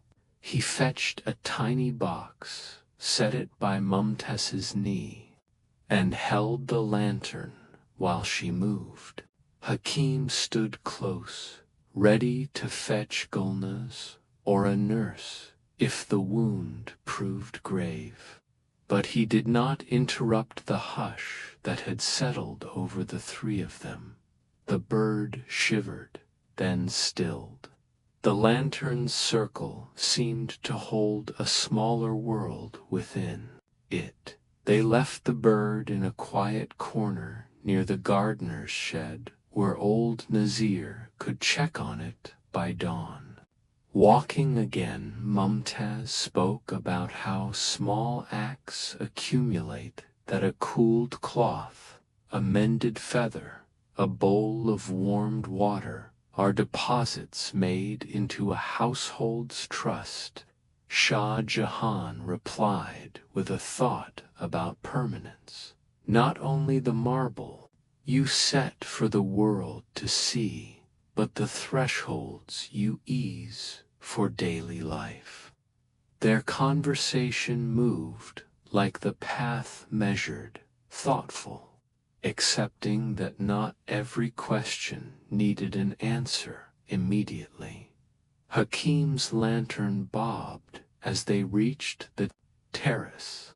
He stood a respectful step back as they paused, and in that ordinary pause the palace felt as it ought to feel, kept, considered, and human. Under tamarind leaves and a patient sky, they practiced the simple, unremarkable courage of staying, mending, tending, returning. The night took their small acts as if noting them for later, and the river beyond seemed to carry the city's concerns away until morning would gather them again in new order. Zara, a local weaver whose fingers knew the secret patience of woven cloth, sat before her loom as if composing a slow, private poem. One morning the palace asked not for a monument, but for a sash, something plain and durable for a child who chased fountains and climbed low steps. Mumtaz liked such commissions because they were practical chances to fold care into everyday things. She visited the weaving room unannounced, carrying a small parcel of minerals for dyes and a few coins for tea, and found Zara bending over threads the color of river mud and dusk. Zara's workshop smelled of boiled threads and natural dye. Simple stools clustered around a low loom, and strips of cloth hung to dry like small flags. She measured warp and weft with an eye that had learned to count patience instead of speed. Mumtaz watched as Zara chose a cotton that would wear soft, without thinning too quickly, then picked a narrow stripe pattern that hid soil and showed care. The two spoke in the gentle language of choices. How wide should the sash be, so it tied easily for small hands? Which dye would stand repeated washing? Where to place a small stitched heart, so a child might find it like a private star? Shah Jahan came by later, not for color or stitch, but to see a craft in progress. He liked to understand how ordinary things were made, and he appreciated the discipline that made a long-lasting fabric. He asked practical questions. How long would such a sash last under a child's use? Which edges needed reinforcement? And Zara answered, with the quiet confidence of someone who had spent years learning what a thread could bear. Mumtaz added, a suggestion. Reinforce the middle with a softer weave, so it would not chafe a small neck. The emperor nodded, thinking how even civic work could learn from such careful tailoring. The weaver's work became a small ceremony. Zara wrapped the finished sash in plain cloth and tied it with a scrap of dyed thread, as if performing a small rite. Mumtaz accepted the parcel with thanks and a quick question. Who stitches for your family when you must be away? Zara smiled and named a nephew who apprenticed in a neighboring stall. Mumtaz asked that the apprentice be invited to the palace workshop for a week, so he might learn a particular stitch that made hymns survive rough play. Such small exchanges knit the palace to its neighborhood, training for a young hand, a reliable market for a weaver's cloth, a quieter economy built on mutual benefit rather than alms. The sash itself did its work quietly. Worn across a child's bright tunic, it kept hems from flapping and hands from snagging. It carried a stitched heart that only the wearer knew to press when a moment felt hard. Mumtaz liked that such an object could teach a child both usefulness and a sense of being privately held. For Zara, the commission meant more than coin. It meant recognition, a bridge to new apprenticeships, and a vaulting of small skill into household care later. When the sash was returned, mended, Zara had stitched reinforcements as the child's play demanded.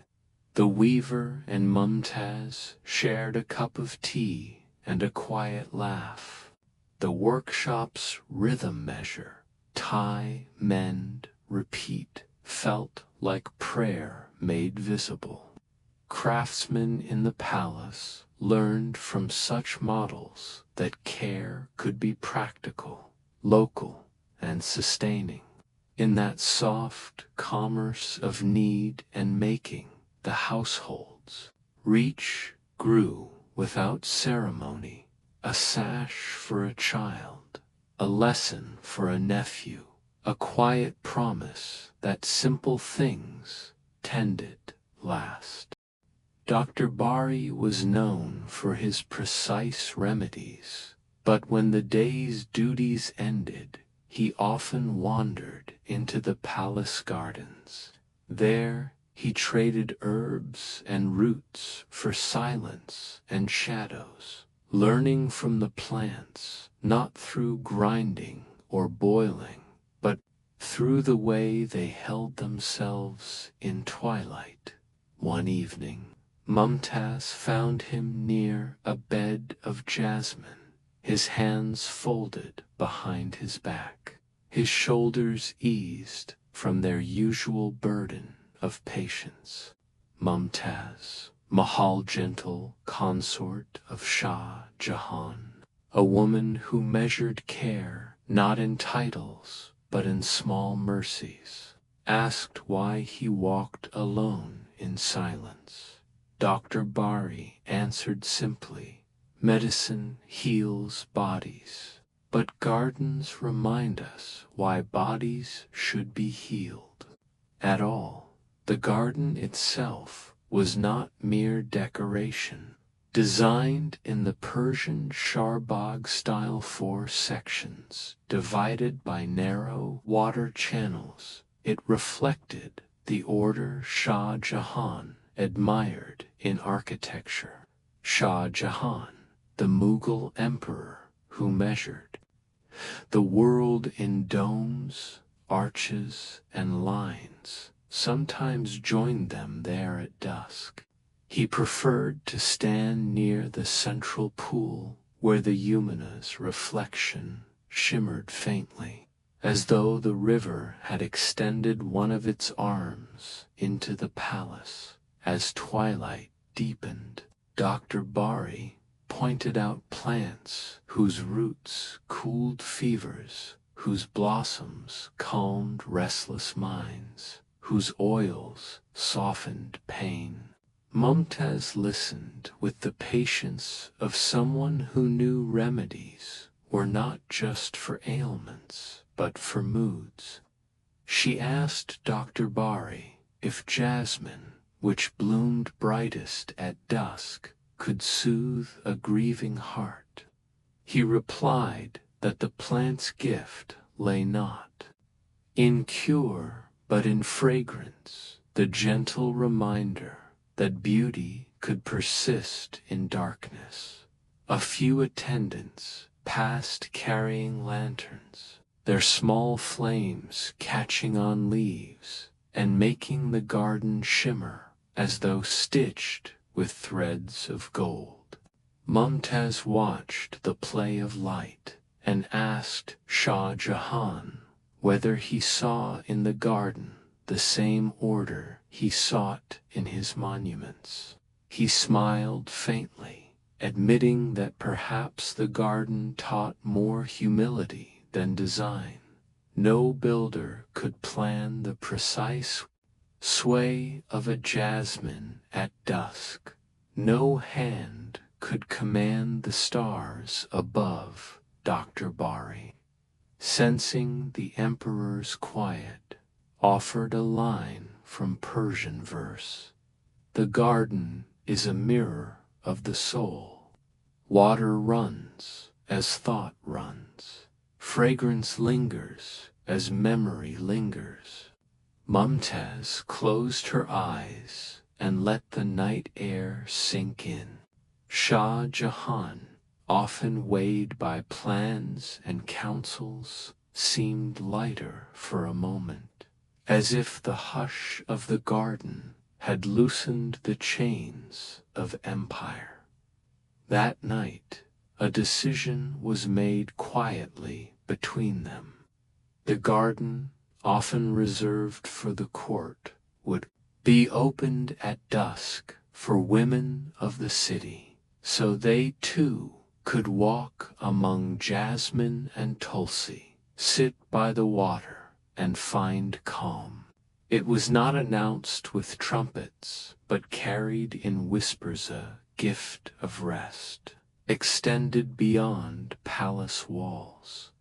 The Yamuna flowed unseen beyond the high gardens, its hush echoing the physician's wisdom.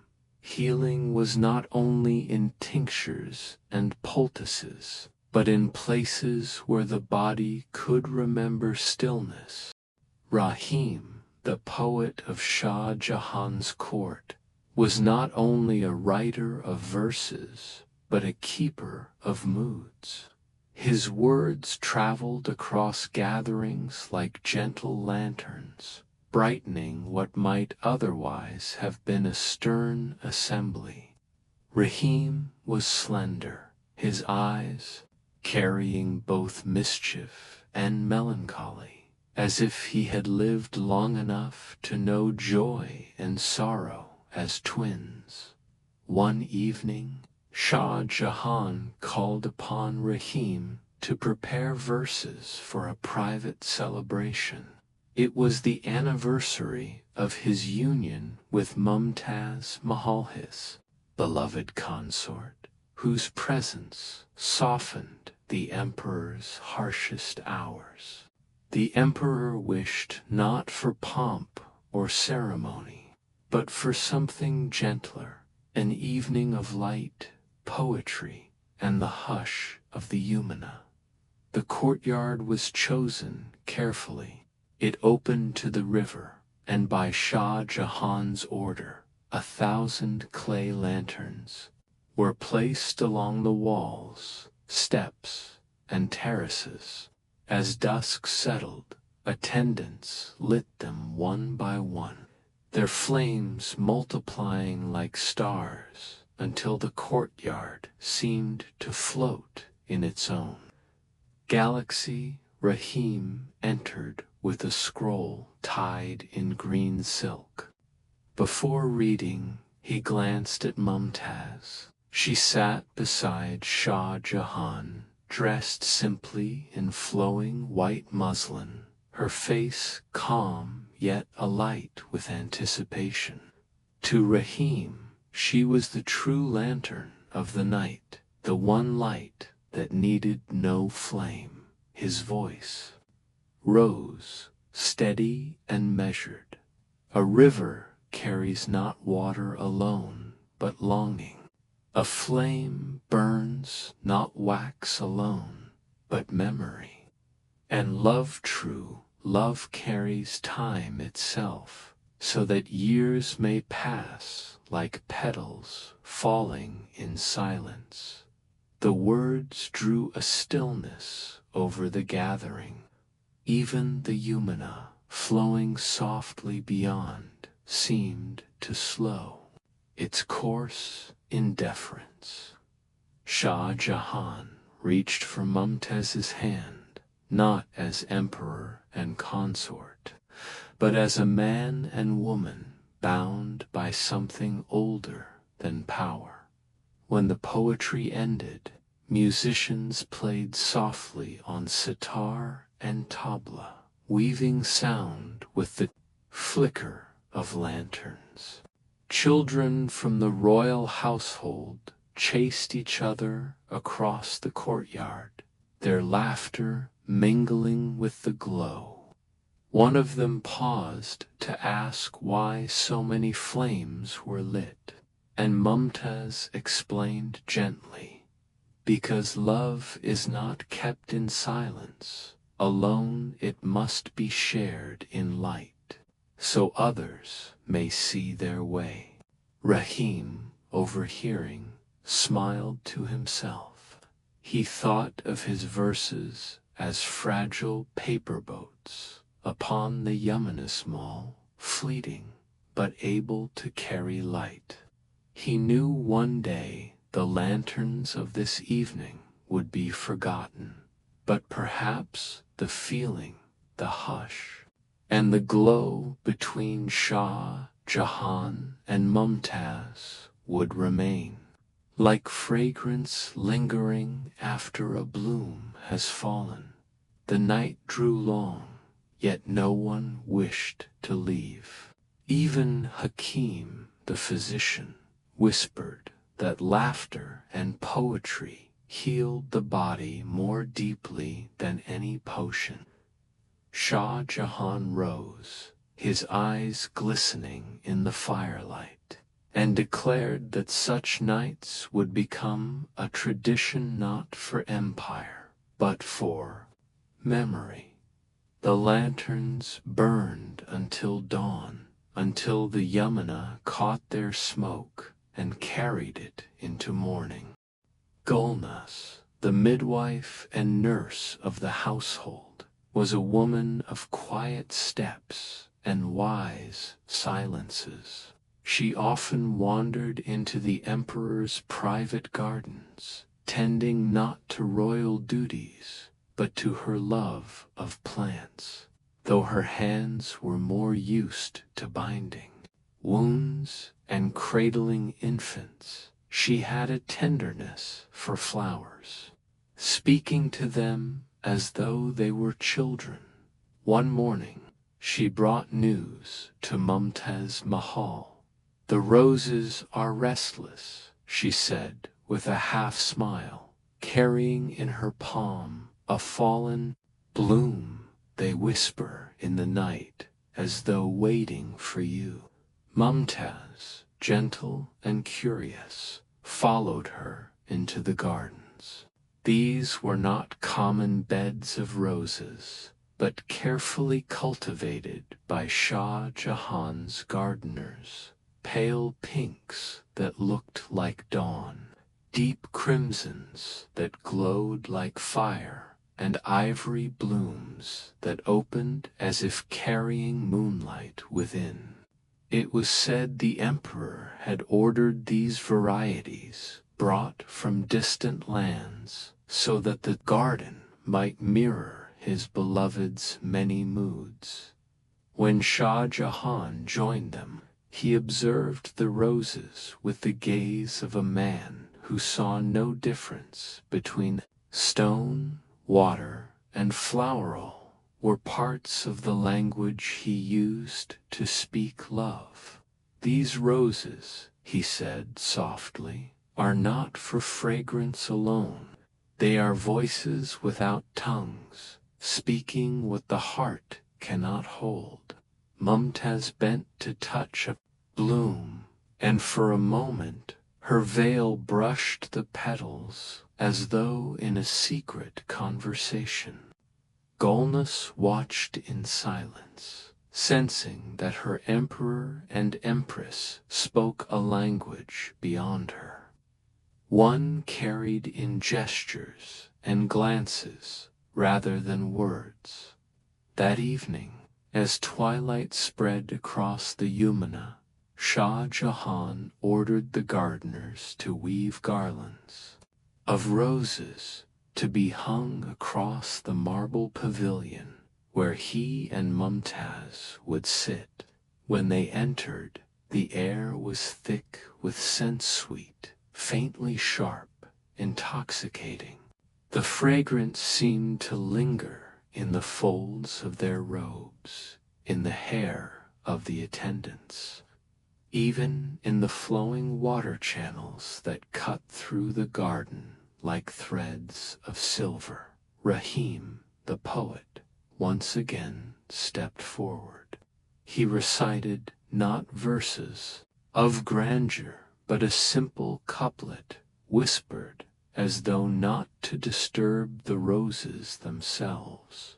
"What need has love for marble, or gem, or crown, when a single rose carries the weight of eternity?"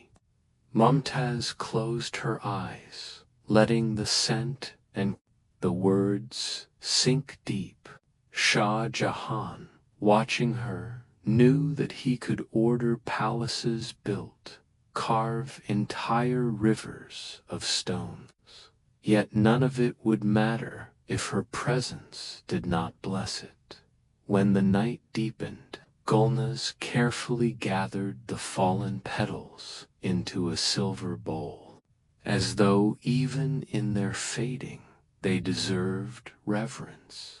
She murmured, "Roses do not die, they simply remember in another form." And thus the garden remained a place where roses whispered, lovers listened, and time itself seemed to pause, folding into fragrance. The Yamuna River, wide and unhurried, flowed beside the walls of Agra. It was more than water to the royal household. It was a mirror, a witness, and a quiet participant in their love. One evening, Shah Jahan stood upon its banks, his robe touched by the cool night air. He was not just an emperor in that moment, but a man in love, watching the moon carve a path of silver across the river's surface. With him was Mumtaz Mahal, veiled lightly, her eyes reflecting the same light that danced on the water. "The Yamuna," he said softly, "is like the heart. It carries everything: joy, sorrow, memory, and yet it flows without end," answered with her steady grace. "And a heart like this river shines only when the moonlight of love falls upon it." Her words were gentle, but they settled deep into Shah Jahan's spirit. Close by, Amin, the emperor's steward, ensured the pathway was lined with lamps that flickered like stars. He was a man who knew his place to manage order and stillness, allowing moments of beauty to happen without interruption. Tonight, he stepped back into the shadows, letting the emperor and empress be alone with the river in the distance. Stalls, prayers drifting from mosques, a child's laughter carried faintly in the wind. But here, on the river's edge, it was only the two of them, the sky and the flowing water. Shah Jahan reached into his sleeve and drew out a polished piece of silver, a small mirror, rimmed with delicate engravings. He held it out to Mumtaz. "Look," he whispered. When she peered into it, she saw not her own reflection, but the shimmering surface of the Yamuna behind her. Two mirrors layered into one, the crafted silver in her hand and the living water at her back. "Even rivers," she said softly, "long to hold what they love." The emperor smiled, the weight of rulership falling from him in that tender moment. He thought of the future, of monuments yet unbuilt, of dreams carved in marble. But tonight was simpler. He wanted nothing but this, his beloved, the river and the sky. As they walked back toward the palace, Mumtaz paused once more to gaze at the water. The moonlight followed her step, spilling across her veil, turning her into something almost untouchable. To Shah Jahan, it seemed the river itself bowed in her presence.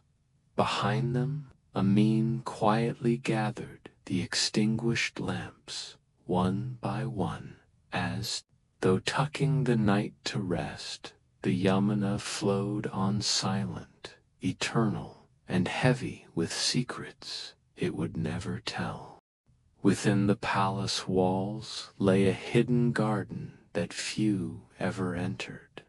It was planted with rows of night-blooming jasmine, their pale blossoms opening only after dusk, releasing a fragrance that clung like memory itself. The garden was Mumtaz Mahal's retreat, a place where she walked when the world grew too heavy. Mumtaz Mahal, beloved consort of Shah Jahan, carried within her not only the duties of an empress, but the softness of a woman who cared deeply for those around her. She was not distant from her attendants, nor blind to their burdens. Her presence brought ease like water on parched earth this evening. Shah Jahan joined her in the jasmine garden. The emperor, though ruler of vast lands, was simply a man here, stepping quietly into her private sanctuary. Your garden, he murmured, inhaling the sweetness that lingered in the air, is like your heart, hidden, fragrant, and full of quiet wonders. Mumtaz smiled, her eyes lowering in modesty, yet her hand reached for his. And you, she answered, are the moon that allows such blossoms to open. At the edge of the garden, Gulnus, the palace midwife and nurse, waited in the shadows. She had seen the empress through sickness and childbirth, and though her hands were practical, her loyalty was born of love. She carried a tray of cool sherbet for them, but paused, not wishing to intrude upon the emperor's words. The jasmine swayed in the night breeze, their white petals glowing like stars scattered upon the ground. Fireflies drifted lazily, as though they, too, had come to witness the emperor and empress share a moment that was theirs alone. Shah Jahan leaned close, speaking softly. One day when I am gone, and when the noise of courts has faded, I wish for your fragrance to remain like this garden forever. Her eyes softened, though they carried a trace of sadness at the thought. What is eternal is not the body, but the love it leaves behind, she whispered. Her words, simple as they were, planted themselves deep into his heart. Nearby, Gulnus finally stepped forward with the sherbet. Your Majesties, she said with gentle reverence, refresh yourselves, for the night is long. Mumtaz took the cup and raised it to Shah Jahan first, offering it with both hands, a small gesture of devotion that glowed brighter than jewels. He drank, and for a moment the emperor seemed younger, as though love itself was a fountain that renewed him. Together they walked among the jasmine beds, the petals brushing against their robes, the fragrance wrapping them in a cocoon of stillness. For all the splendor of the empire, it was this two hearts walking side by side in a quiet garden that was the true treasure. The night sky watched, silent and vast, as though engraving their steps into eternity. On the upper terrace of the Agra fort, the night stretched wide and clear. the moon hung heavy, bathing the marble stones in silver. From here, the Yamuna River shimmered below like a ribbon of quiet light, carrying the secrets of the empire. Downstream, Shah Jahan, the Mughal emperor, whose strength commanded armies and whose vision carved domes into the sky, often sought these high places at night. Here, the vastness reminded him of the weight he carried, but also gave him room to breathe. Tonight, Mumtaz Mahal joined him. She was his most beloved consort, whose presence transformed silence into music and duty into devotion. Wrapped in a shawl embroidered with gold, she looked less like a queen and more like a woman born of moonlight itself. When she stepped beside him, Shah Jahan took her hand, his fingers firm yet tender. "See how the river gleams," he said, pointing to the Yamuna. "It mirrors the heavens themselves. If I could, I would lay such light at your feet." Mumtaz's laughter was soft, like wind stirring a lamp flame. "And if you did, the stars would envy me," she replied. At the edge of the terrace stood Hakim, the night watchman. He had been charged with guarding the emperor's safety, but he had learned that true protection often came from shadows unnoticed. Strong and vigilant, his eyes never left the dark edges of the fort.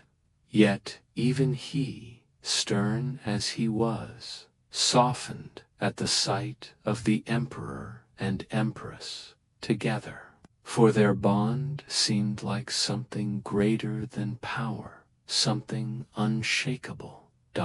A breeze stirred. The moon lit Mumtaz's face, and Shah Jahan saw again what he already knew, that his empire's crown was not of jewels, but of love. "One day," he whispered, as though speaking only to the stars, "the world will see what I feel for you." Something carved so deeply into stone that even rivers cannot wash it away. Mumtaz tilted her head, searching his face. "What is it you dream of, my lord?" "A monument," he said quietly. "Not for me, but for us. A place where love may rest, and yet never sleep." She pressed her hand to his chest, as if to still the longing in his words. "Then let us live first, and dream after." Hakim, hearing their voices drift like music across the stones, lowered his gaze out of respect. To him, love was not a thing to guard with swords, but something wholly like moonlight itself, untouchable yet everywhere. The night stretched on, and the terrace became a sanctuary. Above them, the stars trembled with brightness, as if moved by the vow that had just been spoken. The gardens of the Agrafort, even at night, carried their fragrance like a whispered hymn. Rows of jasmine bloomed in pale clusters, their petals glowing faintly in the moonlight.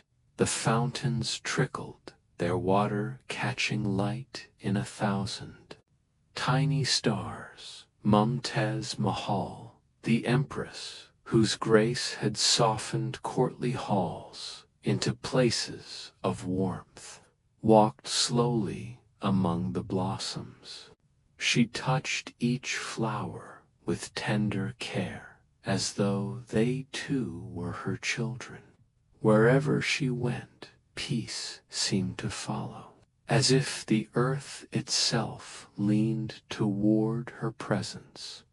Beside her walked Shah Jahan, the emperor, whose name was written in the annals of power, but whose heart beat fiercest only in her company. He watched her more than the flowers.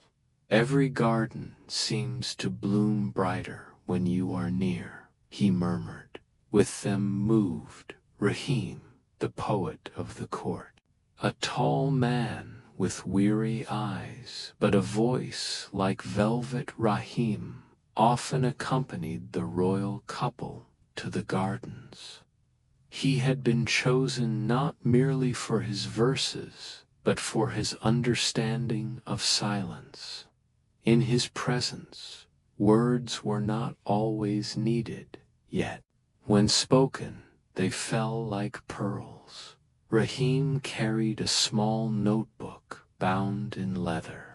As he walked a step behind, he scribbled lines in Persian, inspired by what he saw before him, two figures whose love seemed to tame the night itself, at a small pavilion draped with vines. Shah Jahan and Mumtaz paused. The emperor plucked a jasmine bloom and tucked it gently into Mumtaz's braid. She smiled, her eyes lowering, though her heart lifted with the gesture. "Flowers will fade," she said softly. "Then I will plant 1,000 more," Shah Jahan answered. Rahim could not help but voice the words that formed in him. "Love is the garden that never fades, Majesty. Even when blossoms fall, the scent lingers in the air, eternal." Mumtaz turned to him, her smile warm. "You have a poet's gift, Rahim, but tonight your verses are our mirror." The poet bowed, humbled. For him, it was not flattery, but truth. He had never seen a bond so unwavering, so quietly sacred. A wind stirred the branches, and petals fell like pale snow upon the pavilion floor. Shah Jahan bent slightly, brushing one from the hem of Mumtaz's gown. For a moment, emperor and empress were not ruler and consort, but husband and wife, bound by tenderness alone. Rahim closed his notebook. Some stories, he knew, belonged not to ink, but to the heart. The night deepened, and the fragrance of jasmine wrapped the garden like a lullaby, promising that love itself was the rarest bloom, one that neither time nor season could diminish. The dawn unfurled in pale gold over the horizon, and the royal caravan prepared to leave Agra for a journey across the empire. Elephants, their tusks adorned with gilded caps and silk drapes, stood in patient rows. Camels knelt under bundles of goods, while horsemen adjusted their saddles. The air hummed with readiness, the ground trembling faintly with the weight of movement to come. At the heart of this grand procession sat Mumtaz Mahal, draped in soft muslin embroidered with silver. She looked less like an empress and more like a quiet star carried upon the earth. Her presence lent calm to the bustle. Beside her rode Shah Jahan, the emperor whose command stretched from river to desert, yet who turned his gaze more often to his beloved than to his guards. The caravan master, Amin, a seasoned steward with eyes sharp as a hawk's, oversaw the preparations. Amin had served the Mughal court for decades, ensuring that no journey lacked either provision or order. He bowed as Shah Jahan approached. "Majesty, the path ahead has been cleared. Villages are prepared to greet you. The road is long, but it shall be smooth." Shah Jahan gave a nod. "See that the people are treated with kindness. Let the empire remember this journey not as weight upon their shoulders, but as a procession of peace." As the caravan set forth, drums beat in slow, steady rhythm, marking the movement of hundreds. Yet within this grandeur, Shah Jahan and Mumtaz found moments of intimacy. Their palanquin windows opened to the wind, and together they watched fields roll by, where farmers bowed with hands dusted in soil, and children ran to see the glittering procession. Mumtaz, ever gentle, leaned toward her husband. "Do you see them? Their lives are simple, yet their smiles are bright. The empire rests on these shoulders more than upon palaces." Her words sank into Shah Jahan's heart. He clasped her hand, aware that her wisdom often guided him more than courtly counsel. Further along the caravan, musicians played softly on sitars and flutes, weaving melodies that drifted like morning mist. The notes mingled with the creak of wheels, the swish of banners, the steady tread of hooves. Even in travel, beauty accompanied them, as though art itself refused to be left behind. As day turned to dusk, the caravan halted at a resting place beside a river. Tents of embroidered silk were raised, glowing warm in the torchlight. The sound of water and music blended, creating a cradle for the weary travelers. There, among silks and stars, Shah Jahan and Mumtaz walked together by the riverside. The emperor's hand never left hers, as though the vastness of the world could not draw them apart. The caravan's first night on the road unfolded beneath a sky jeweled with stars. The wide plain was dotted with tents, their silken folds glowing softly in torchlight. Beyond them, the hush of the river blended with the occasional snort of horses and the creak of tethered camels. Mumtaz Mahal, the empress whose presence was both gentle and steady, sat within her pavilion. Though her tent was rich with embroidered cushions and carpets from Persia, she preferred to keep its heart simple. She had asked that a portion of the space be set aside for her women and attendants, so they might rest close rather than far. "It is not grandeur that makes the night easier," she told them, "but nearness." Nearby, Shah Jahan, emperor of the Mughal throne, dismissed his ministers after a final council. Maps had been studied, guards placed, and trade routes discussed. Yet his mind turned not to strategy, but to the soft light glowing within Mumtaz's tent. For him, the empire stretched across rivers and mountains, but its center was always where she was. The night watchman, Hakim, a broad-shouldered man whose voice could quiet even restless guards, walked the perimeter.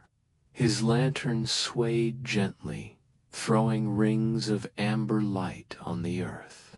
He paused often to listen the rustle of grass, the whisper of wind, the lull of distant jackals. For Hakim, this duty was not burden, but devotion. As long as the emperor and his queen rest, I rest not, he murmured, inside the pavilion. Mumtaz leaned upon cushions embroidered with vines of gold. She spoke softly to Rahim, the court poet who had accompanied the journey. His hands always ink-stained, his voice low and measured. He recited verses about love that endured beyond distance, verses that seemed written for her and Shah Jahan alone. When Shah Jahan entered, the poet bowed and withdrew, leaving them to the privacy of quiet. The emperor sat beside his queen, taking her hand in his. "Do you feel the night as I do?" he asked, his voice low, almost reverent. The stars seemed to lean close, as if they, too, wished to hear your laughter. Mumtaz smiled, her eyes bright even in the dimness. "Perhaps the stars envy us," she whispered, "for though they shine across eternity, they have no hand to hold, no heart to rest upon." The silence that followed was soft, filled only by the wind brushing against the pavilion. They reclined together, the emperor's head near hers, their breaths mingling. Around them, the empire moved in great caravans and trade in guards and tents, yet here, beneath a canopy of stars, they were only man and woman, two souls stitched together by love. Far off, musicians played a lullaby on flute and drum, and the night deepened into a cradle of rest. The empire slept, its emperor and empress at peace within it. At dawn, the Yamuna River stirred like silk being drawn across marble. Its waters reflected the blush of the rising sun, soft pinks melting into quiet gold. Mist curled above the surface, and the whole world seemed hushed, waiting for the first stirrings of day. Shah Jahan, the Mughal emperor who carried both crown and vision, stood upon the riverbank. His robes were simple for travel, yet his presence bore the same authority as the throne itself. He watched the water flow with calm intensity, as though every ripple carried a secret. For Shah Jahan, rivers were not only lifelines of empire, but symbols of continuity, restless yet constant, like the beat of love. Mumtaz Mahal, his beloved consort, approached him softly. She wore a pale veil that caught the early light, and her steps upon the grass made scarcely a sound. To the empire she was queen, a figure of poise and mercy. But here, beside the water. She was simply the woman who shared his breath, the anchor of his heart. She joined him in silence, their shoulders nearly touching. "It speaks," she said quietly, her gaze on the flowing current. "The river?" Shah Jahan asked, turning to her. "Yes," she replied, "always moving, yet always here. It carries voices we cannot hear, stories that belong to the earth itself." Old Nasir, the head gardener traveling with the royal household, knelt a few paces away. His hands were already deep in damp soil near the bank, testing its richness. A man of seasons, his life had been measured in saplings and harvests, and he spoke now with quiet respect. "The Yamuna feeds all it touches, majesty, in gardens and fields, in the marble you will one day set upon its banks. It will live in all of them." Mumtaz looked at Nasir with a warm smile.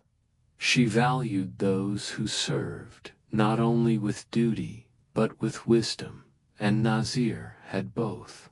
To her, the simplest truths often came from those closest to the earth. Hakim, the watchman who had guarded their sleep through the night, now stood tall at a respectful distance.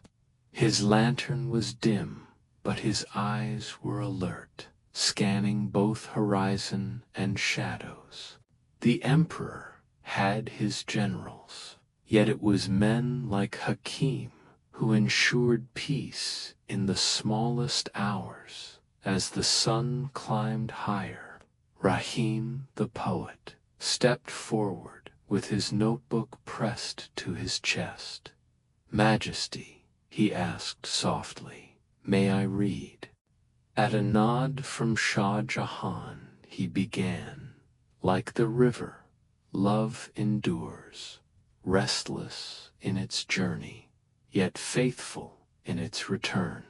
The emperor's eyes lingered on Mumtaz as the words folded into silence. She answered his gaze with the smallest of smiles, a glance that carried centuries within it. The river flowed on, whispering to its banks, promising that all which passed into its depths would be carried forward, never lost. In that promise, Shah Jahan and Mumtaz found the morning's peace. The royal caravan returned from the riverbank and settled within the grounds of the palace gardens. These gardens, carved with symmetry and filled with fountains, were not merely places of leisure, but reflections of paradise as imagined in faith and poetry. Pathways crossed like stars, stitched in stone, and every corner offered the murmur of water and the fragrance of flowers. Mumtaz Mahal, the beloved consort of the emperor, walked slowly among the blossoms. She traced her fingers lightly across petals, her touch as gentle as a prayer, for her gardens were sanctuaries. Amid their fragrance and color, she felt a reminder that beauty was not only seen but lived. Shah Jahan, Mughal emperor and keeper of visions, observed her from a short distance. His heart was caught not in the wealth of marble or throne, but in the way Mumtaz's presence seemed to soften even the harshest stone. When she paused to lift a jasmine flower, its whiteness against her palm seemed to shine brighter, as though The garden bent itself toward her old Nazir, the head gardener who had tended these grounds for decades, shuffled forward with his steady gait. His weathered hands gestured toward a new planting of roses. "Majesty, Begum Sahib," he said respectfully, "these roots will grow strong. In time, they will climb and bloom, covering arches with fragrance. Perhaps." He hesitated, then finished with a shy smile. "Perhaps they will remind you of your own bond, ever growing." Mumtaz's laughter was soft, like water over smooth stones. "Nazir," she replied warmly, "your roses already carry love in them. They need no reminders." At her words, Rahim, the poet, who lingered nearby with his notebook, was moved to speak. He wrote quickly and then read aloud, "Between root and blossom lies a promise. Between two hearts lies a vow unseen, and both grow toward the light." Shah Jahan placed his hand gently over Mumtaz's, as though sealing both the gardener's roses and the poet's lines with his touch. Meanwhile, Gulnaz, the midwife and nurse who cared deeply for the well-being of the royal household, watched. From beneath a shade tree, she carried with her small jars of herbs, ever ready for remedies. But today her gaze softened with quiet joy at the sight of love blooming as surely as the garden itself. As the evening settled, the fountains caught the last of the sunlight, breaking it into golden sprays. The emperor and his consort sat side by side beneath a marble arch, breathing in jasmine and rose. Around them, the garden seemed to breathe too, its silence filled not with emptiness, but with promise. The garden would grow, seasons would change, but the vows they whispered here would remain, as lasting as the river's flow and as fragrant as the roses yet to bloom. The night after the walk in the garden, the court was quiet. Lanterns glowed like small moons, their reflections trembling upon polished marble floors. It was a time when whispers, not declarations, carried the weight of meaning. Rahim, the court poet, lingered near a carved balcony. He was a man of gentle spirit, always watching, always listening, and always holding the world inside the delicate nets of his words. He knew his gift was not marble nor gold, but something softer, verses that could turn fleeting feelings into eternal memory. When Shah Jahan entered, the emperor's robes brushed the floor with the weight of authority, but his gaze softened upon seeing Mumtaz Mahal beside the balcony, gazing at the Yamuna River in the distance. She stood serene, her presence like a lamp in the stillness. To her, Rahim bowed deeply, for she carried kindness even in her smallest gestures. "Your Majesties," Rahim said, his voice trembling slightly, "I have written something that belongs to both of you. A gift, though small in form, it is as vast as devotion can make it. Mumtaz turned with gentle curiosity. Rahim, your words are never small. Speak, and let us hear what blooms in your heart. He unfolded a thin parchment and began to read. In marble halls, silence waits, yet love is the voice that fills it. Between emperor and beloved, time itself bows, for what is written in hearts outlives the stars. The room fell into a hushed stillness. Even the sound of the river seemed to pause, as though listening. Shah Jahan placed his hand over his chest, not as emperor, but as a man moved. Rahim, he said softly, your verses are not a gift to us alone. They will outlive us, and one day, perhaps, they will remind strangers of the love we carried in our days. Mumtaz smiled at the poet, her eyes warm. You weave what cannot be carved in stone, yet it is no less eternal. From the shadows, Amin the steward, who oversaw the rhythms of the palace with careful diligence, watched quietly. He had always admired Rahim's quiet devotion to the pen. To him, this moment was a reminder that a palace was not merely walls and riches, but the people within it, each carrying their craft like a jewel. As Rahim finished, he lowered his head humbly, his eyes glistening with emotion. For him, the offering was complete. For Shah Jahan and Mumtaz, the words became part of their shared breath, as though love itself had been written into the night above them.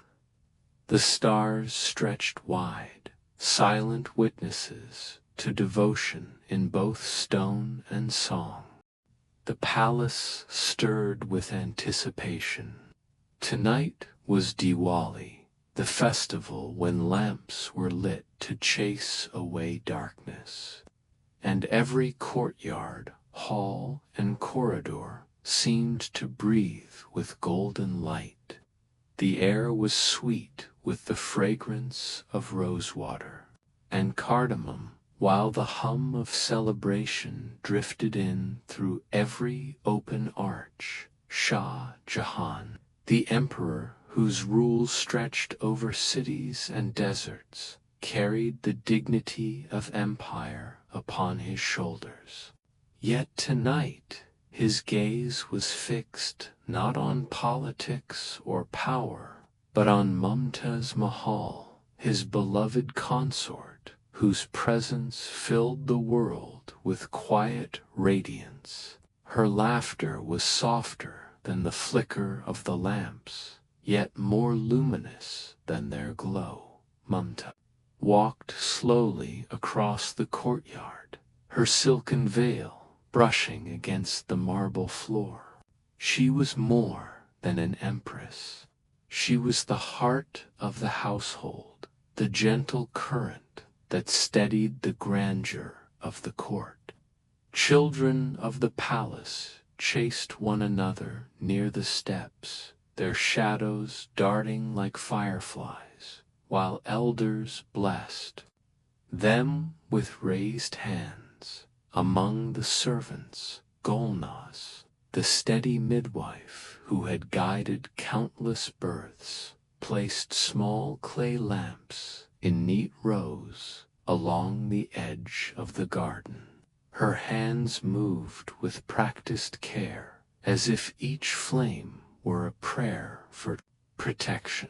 Beside her, Amin the steward oversaw the offerings of sweets and trays of fruit, ensuring that every detail honored the tradition.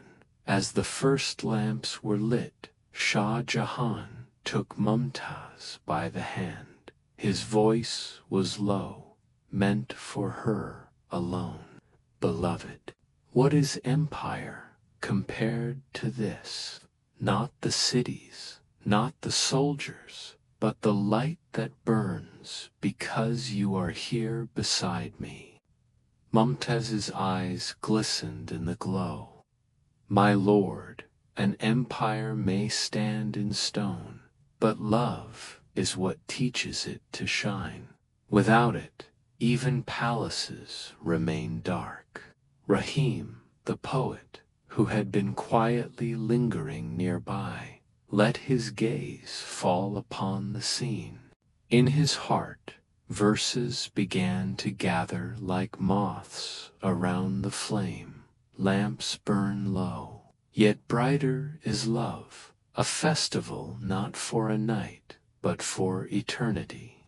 Fireworks burst faintly in the distance, scattering sparks across the dark sky. The Yamuna River, ever flowing, carried the shimmer of countless lamps upon its waters. 1,000 golden ripples drifting like dreams. The court musicians struck gentle notes, their melodies weaving with the soft crackle of flames. Everywhere the palace seemed alive, yet at its center was the simple image of two figures standing hand in hand, their silhouettes bathed in light dot, and in that glow the festival was not merely a tradition, it became a mirror of their bond, a reminder that love itself was the truest lamp against darkness. The night after the festival, the palace grew quiet again. The oil lamps had burned low, leaving only faint trails of smoke curling into the dawn sky. Yet, down by the Yamuna River, where the soft current never ceased its song, Shah Jahan and Mumtaz Mahal walked together in silence. Shah Jahan, emperor of the Mughal realm, often carried the world's burdens on his brow. Tonight, however, he walked not as a ruler, but as a man in love, his hand resting lightly over Mumtaz's. She, his most cherished companion, wore no jewels save a single silver anklet that chimed softly with her steps. Her gentleness was not only in her words, but in the way she listened, as if even silence became meaningful in her presence. The moon rose high, scattering its pale reflection upon the water. The Yamuna was no mere river to them. It was the silent witness of their story. Its banks had heard their laughter, their prayers, their whispered promises in the still of night. Mumtaz paused, her veil lifting in the cool breeze. "Do you hear it?" she asked softly. Shah Jahan leaned closer. "The river, yes," she said. "It carries secrets, as though it remembers every emperor who came before, every lover who stood here. And tonight it holds ours too." He smiled, his voice deep and steady. "Then let it carry us, beloved. Let the Yamuna remember that in this vast empire, love is its strongest empire of all." Behind them, Gulnus, the midwife, lingered in the shadows, her watchful eyes ensuring the empress remained well. She often moved like a ghost of kindness in the palace, but here, beneath the moon, Even she paused, touched by the rare stillness of her sovereigns. Rahim, the poet, sat upon a rock. Nearby, scribbling verses by moonlight. His reed pen scratched quietly over parchment, capturing the image before him. Moonlight bends to water, water bends to love, and love bends to nothing at all. Farther along the bank, Amin the steward had arranged a tray of fresh fruit and a flagon of sherbet, though neither emperor nor empress reached for it. Their hunger was fed by presence alone, by the rare chance to speak without courtly eyes upon them. Shah Jahan turned, watching the distant outlines of the city shimmer in starlight. When the burdens of empire weigh upon me, I will return here, to this river, to you. You are the anchor that steadies my crown. Mumtaz lowered her gaze, her voice a whisper. And you, my lord, are the hand that makes me fearless. The world may tremble at your command, but I have only known you as the man who walks with me beneath the moon. The river's song deepened as if answering her words, and for that brief moment, emperor and empress seemed to belong not to history nor to empire, but only to the hush of the Yamuna. Morning returned to Agra with the scent of jasmine and rose carried upon the air. In the palace gardens, dew clung to each blade of grass like pearls. These were no ordinary gardens, they were the emperor's heart written in stone and soil. Shah Jahan, the Mughal emperor, loved beauty as deeply as he loved order. He often believed a garden was a reflection of paradise on earth, and so he shaped them with measured lines, flowing fountains, and blooming orchards. Beside him, Mumtaz Mahal, his most beloved queen, walked with calm steps, her veil lifted just enough to catch the light. She carried within her the serenity of water itself, her presence softening the grandeur of marble and mosaic at the far end. Old Nazir, the head gardener, waited with hands folded. Nazir was a man of the earth, his palms darkened by soil, his back bent from years of tending vines and roots. To him, each flower was not just a bloom, but a prayer, and he tended the emperor's vision with the reverence of worship, majesty. Nazir said, bowing deeply, "The lilies have taken root, just as you wished. They will open fully by the next moon." Shah Jahan nodded, his eyes following the patterned beds where fountains cast their soft spray. "A garden," he murmured, "must hold both symmetry and soul. Without order, beauty becomes chaos. Without life, symmetry becomes stone." Mumtaz touched one of the roses, her voice gentle. "And yet it is fragrance that lingers, not the design. Perhaps beauty is in what the heart remembers, not the eye." Her words softened the emperor's expression. He looked at her with quiet admiration, as if even in matters of marble and fountains, she could remind him of what was human and lasting. Rahim, the the poet, appeared at the edge of the garden, his reed pen in hand. He was never far when beauty bloomed, for his verses clung to such moments like shadows to light. Watching the emperor and empress, he whispered lines only the wind could hear. Marble rises, fountains fall, but the fragrance of love outlives them all. Nazir guided them further to a shaded pavilion where a pool of water mirrored the sky.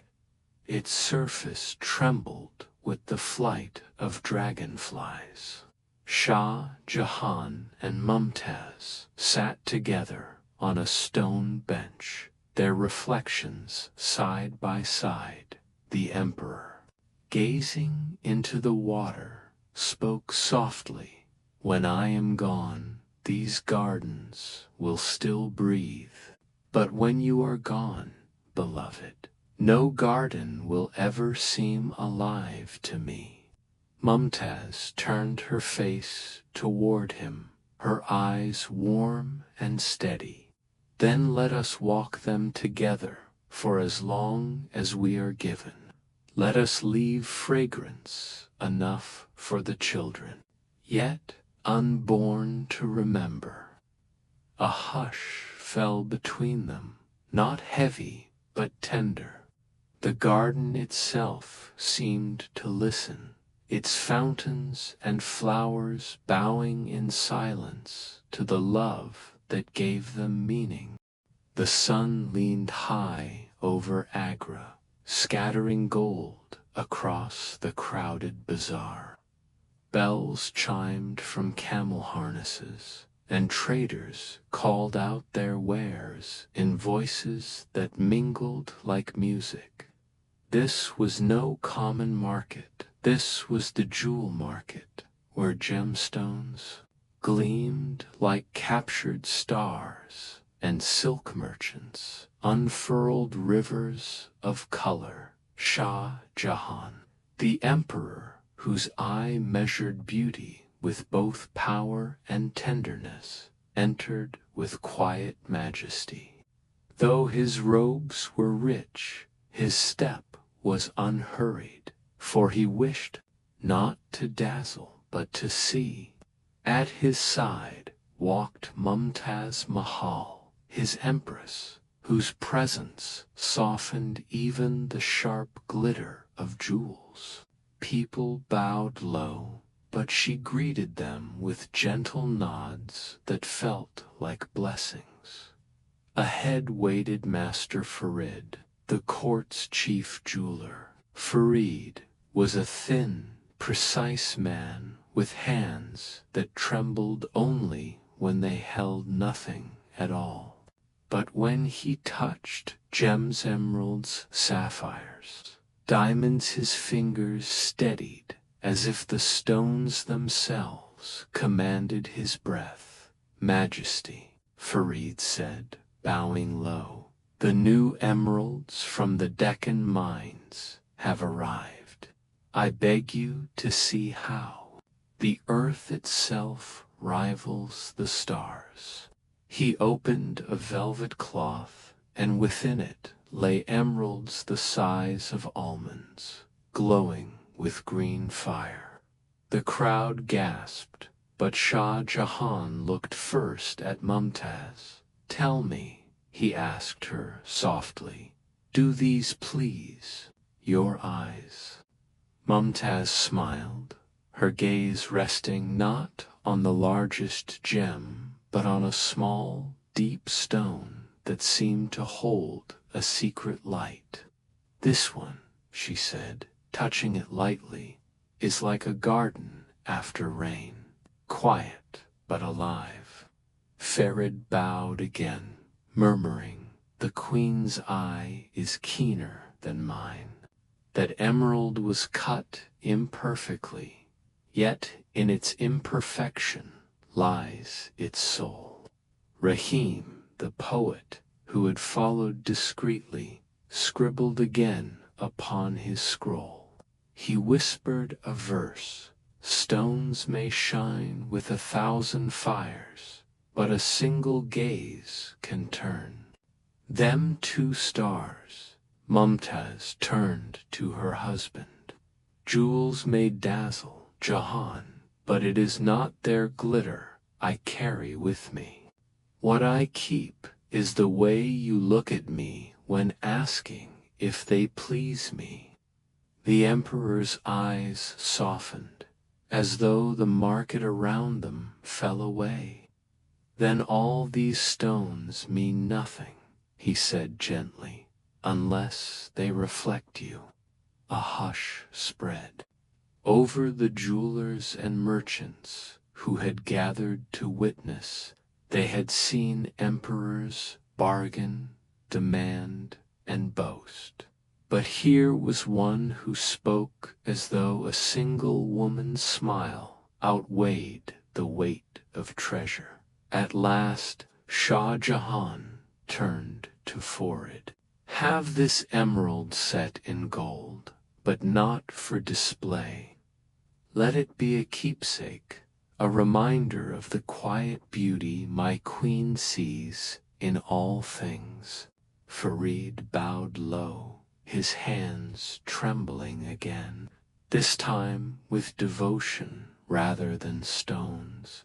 The bazaar swelled back into sound, the clang of coins, the laughter of children darting between stalls, the cry of fruit sellers.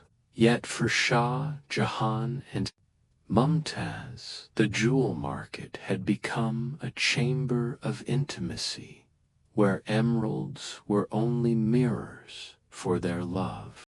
Night fell like a silver veil over Agra. The Yamuna River whispered in the dark, carrying with it the cool breath of water and lotus. In the palace gardens, where roses released their scent only after dusk, Shah Jahan and Mumtaz Mahal walked.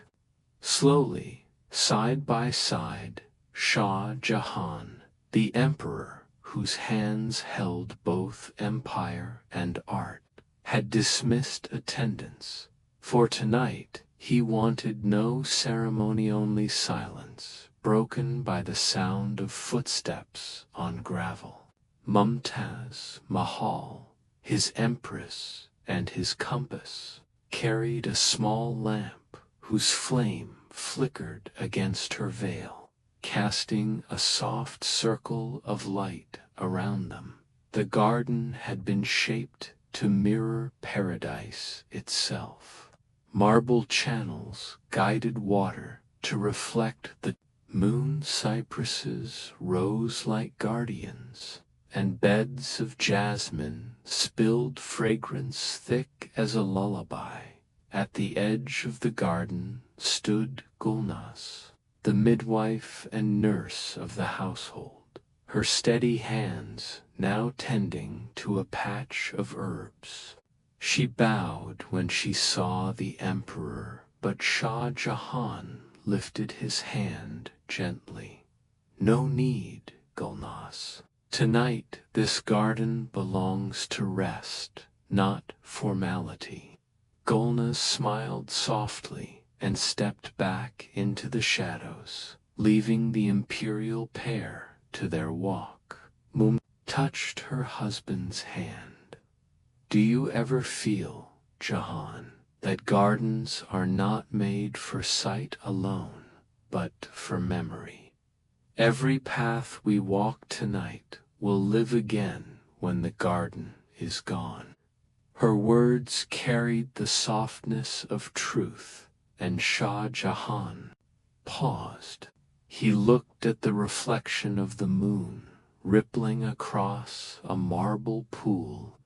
"If that is so," he said, "then I wish to plant not trees but moments, so they will remain when even I am dust." From behind a row of rose bushes, Rahim the poet watched. Silently, scribbling in the dim lamplight. His verse captured what no court chronicler dared record. The emperor plants domes, the empress plants silences. Together they raise a garden where the moon drinks fragrance. They came at last to the marble pavilion that overlooked the Yamuna. The river below shimmered like a ribbon of glass, its surface trembling under the night wind. Mumtaz leaned on the cool stone railing, her eyes heavy with tenderness. "Promise me," she whispered, "that when you build again, whether a mosque, a fort, or a hall, you will always leave space for a garden. Let there always be water, trees, and moonlight." Shah Jahan placed his hand over hers. "It will be so. For without a garden, walls are only prisons. Without you, even gardens are deserts." The words lingered in the night like incense. Somewhere a nightingale sang, weaving song into silence. The emperor and his queen stood together, gazing at the river, while above them the moon poured silver into their shadows. The night deepened, and the garden held its breath, as if it too was keeping their secret. Dawn spread its pale gold across the horizon, brushing the palace walls with warmth.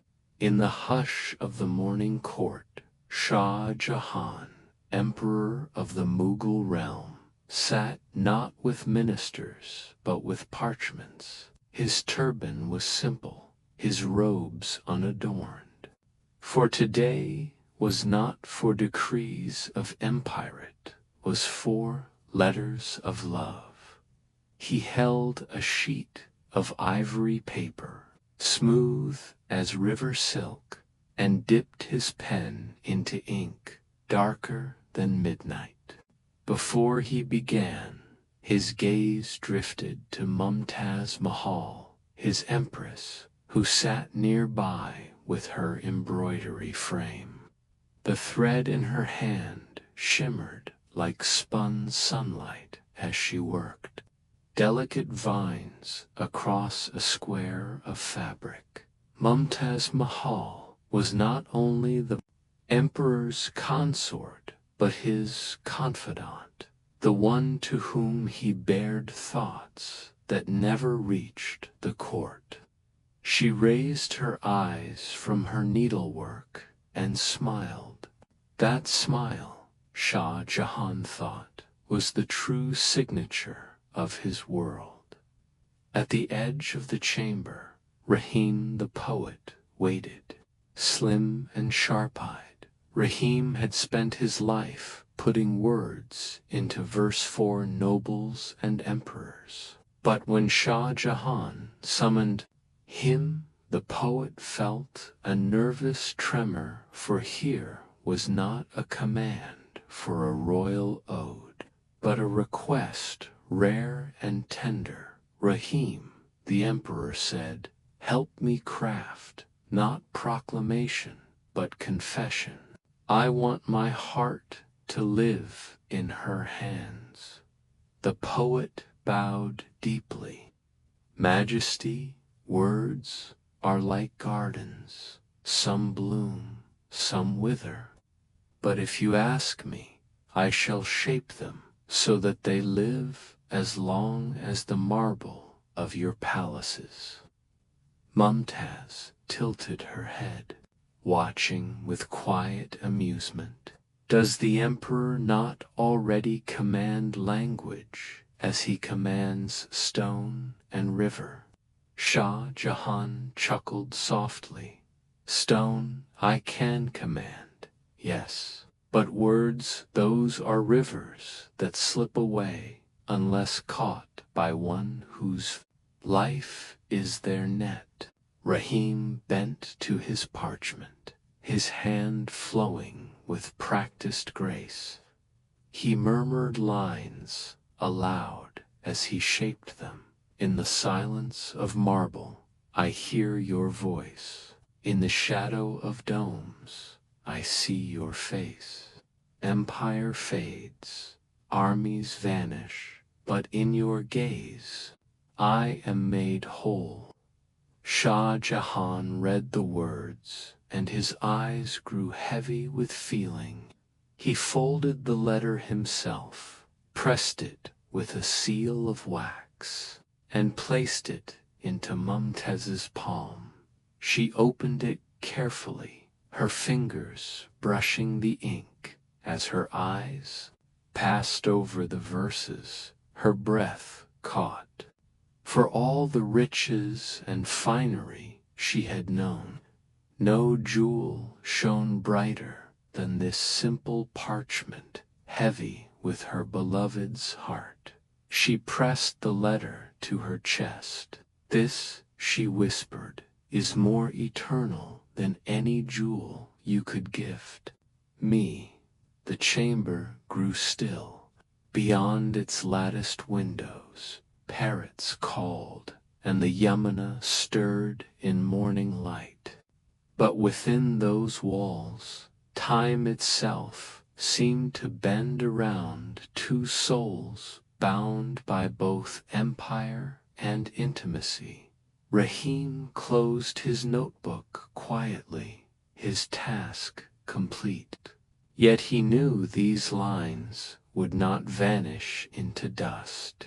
They would live as whispers across centuries, carried in both ink and memory. Twilight spread its violet hush across the palace gardens. The air was heavy with the perfume of jasmine and the low murmur of fountains.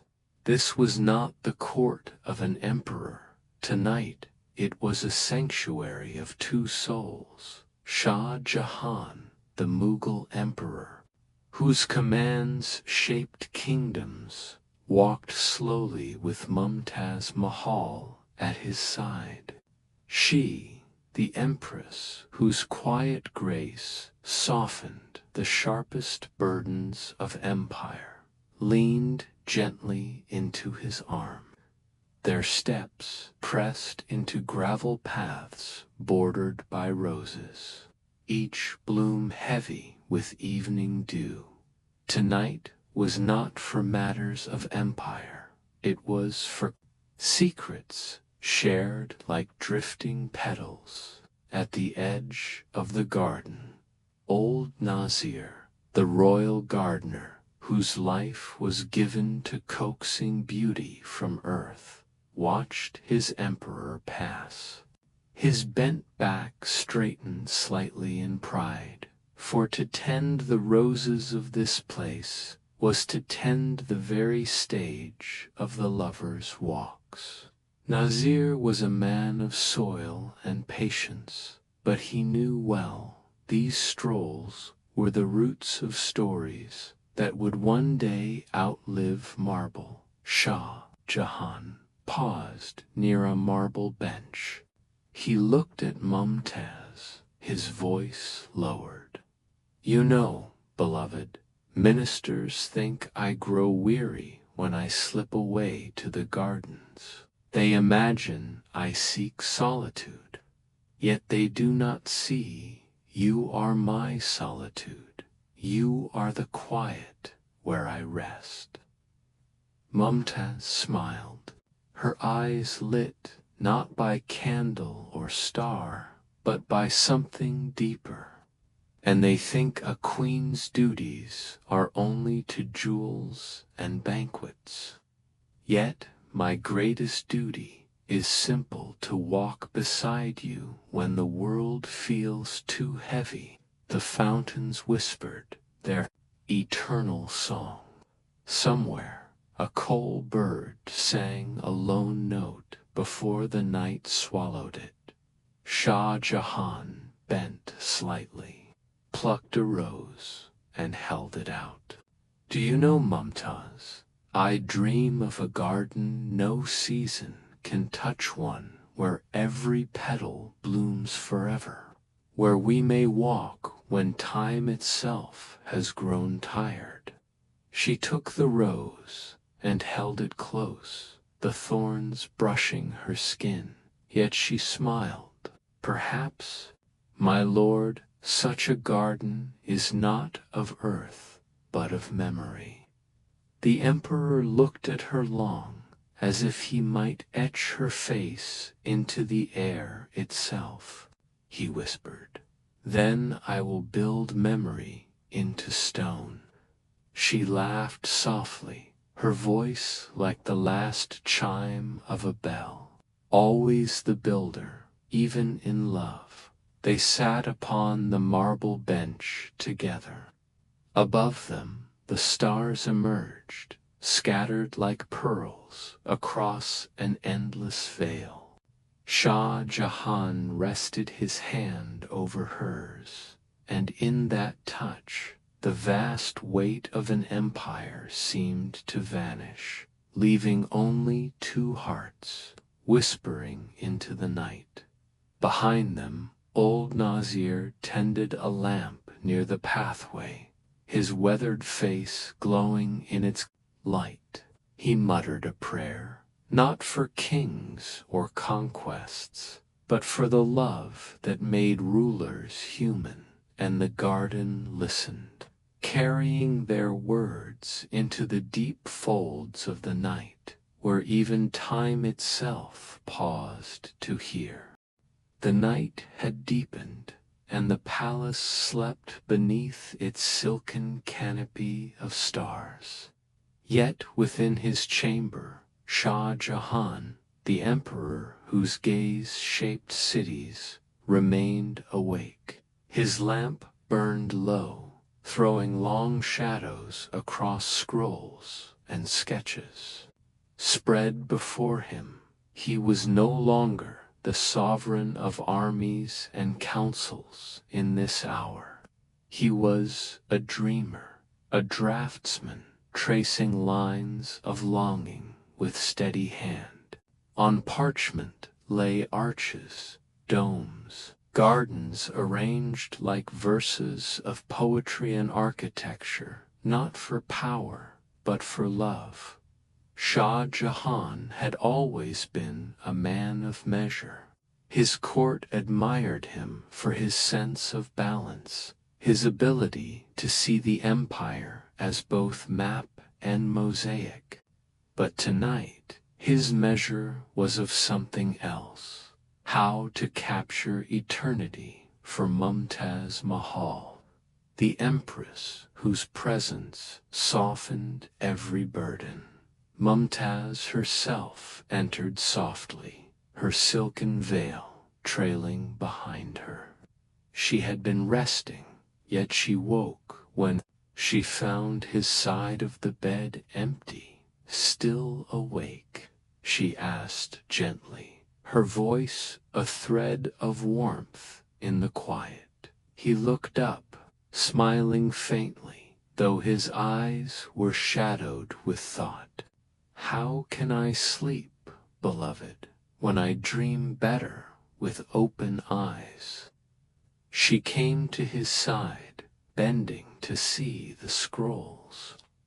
Domes rose like moons, minarets reached upward like prayers, and gardens unfolded in symmetry.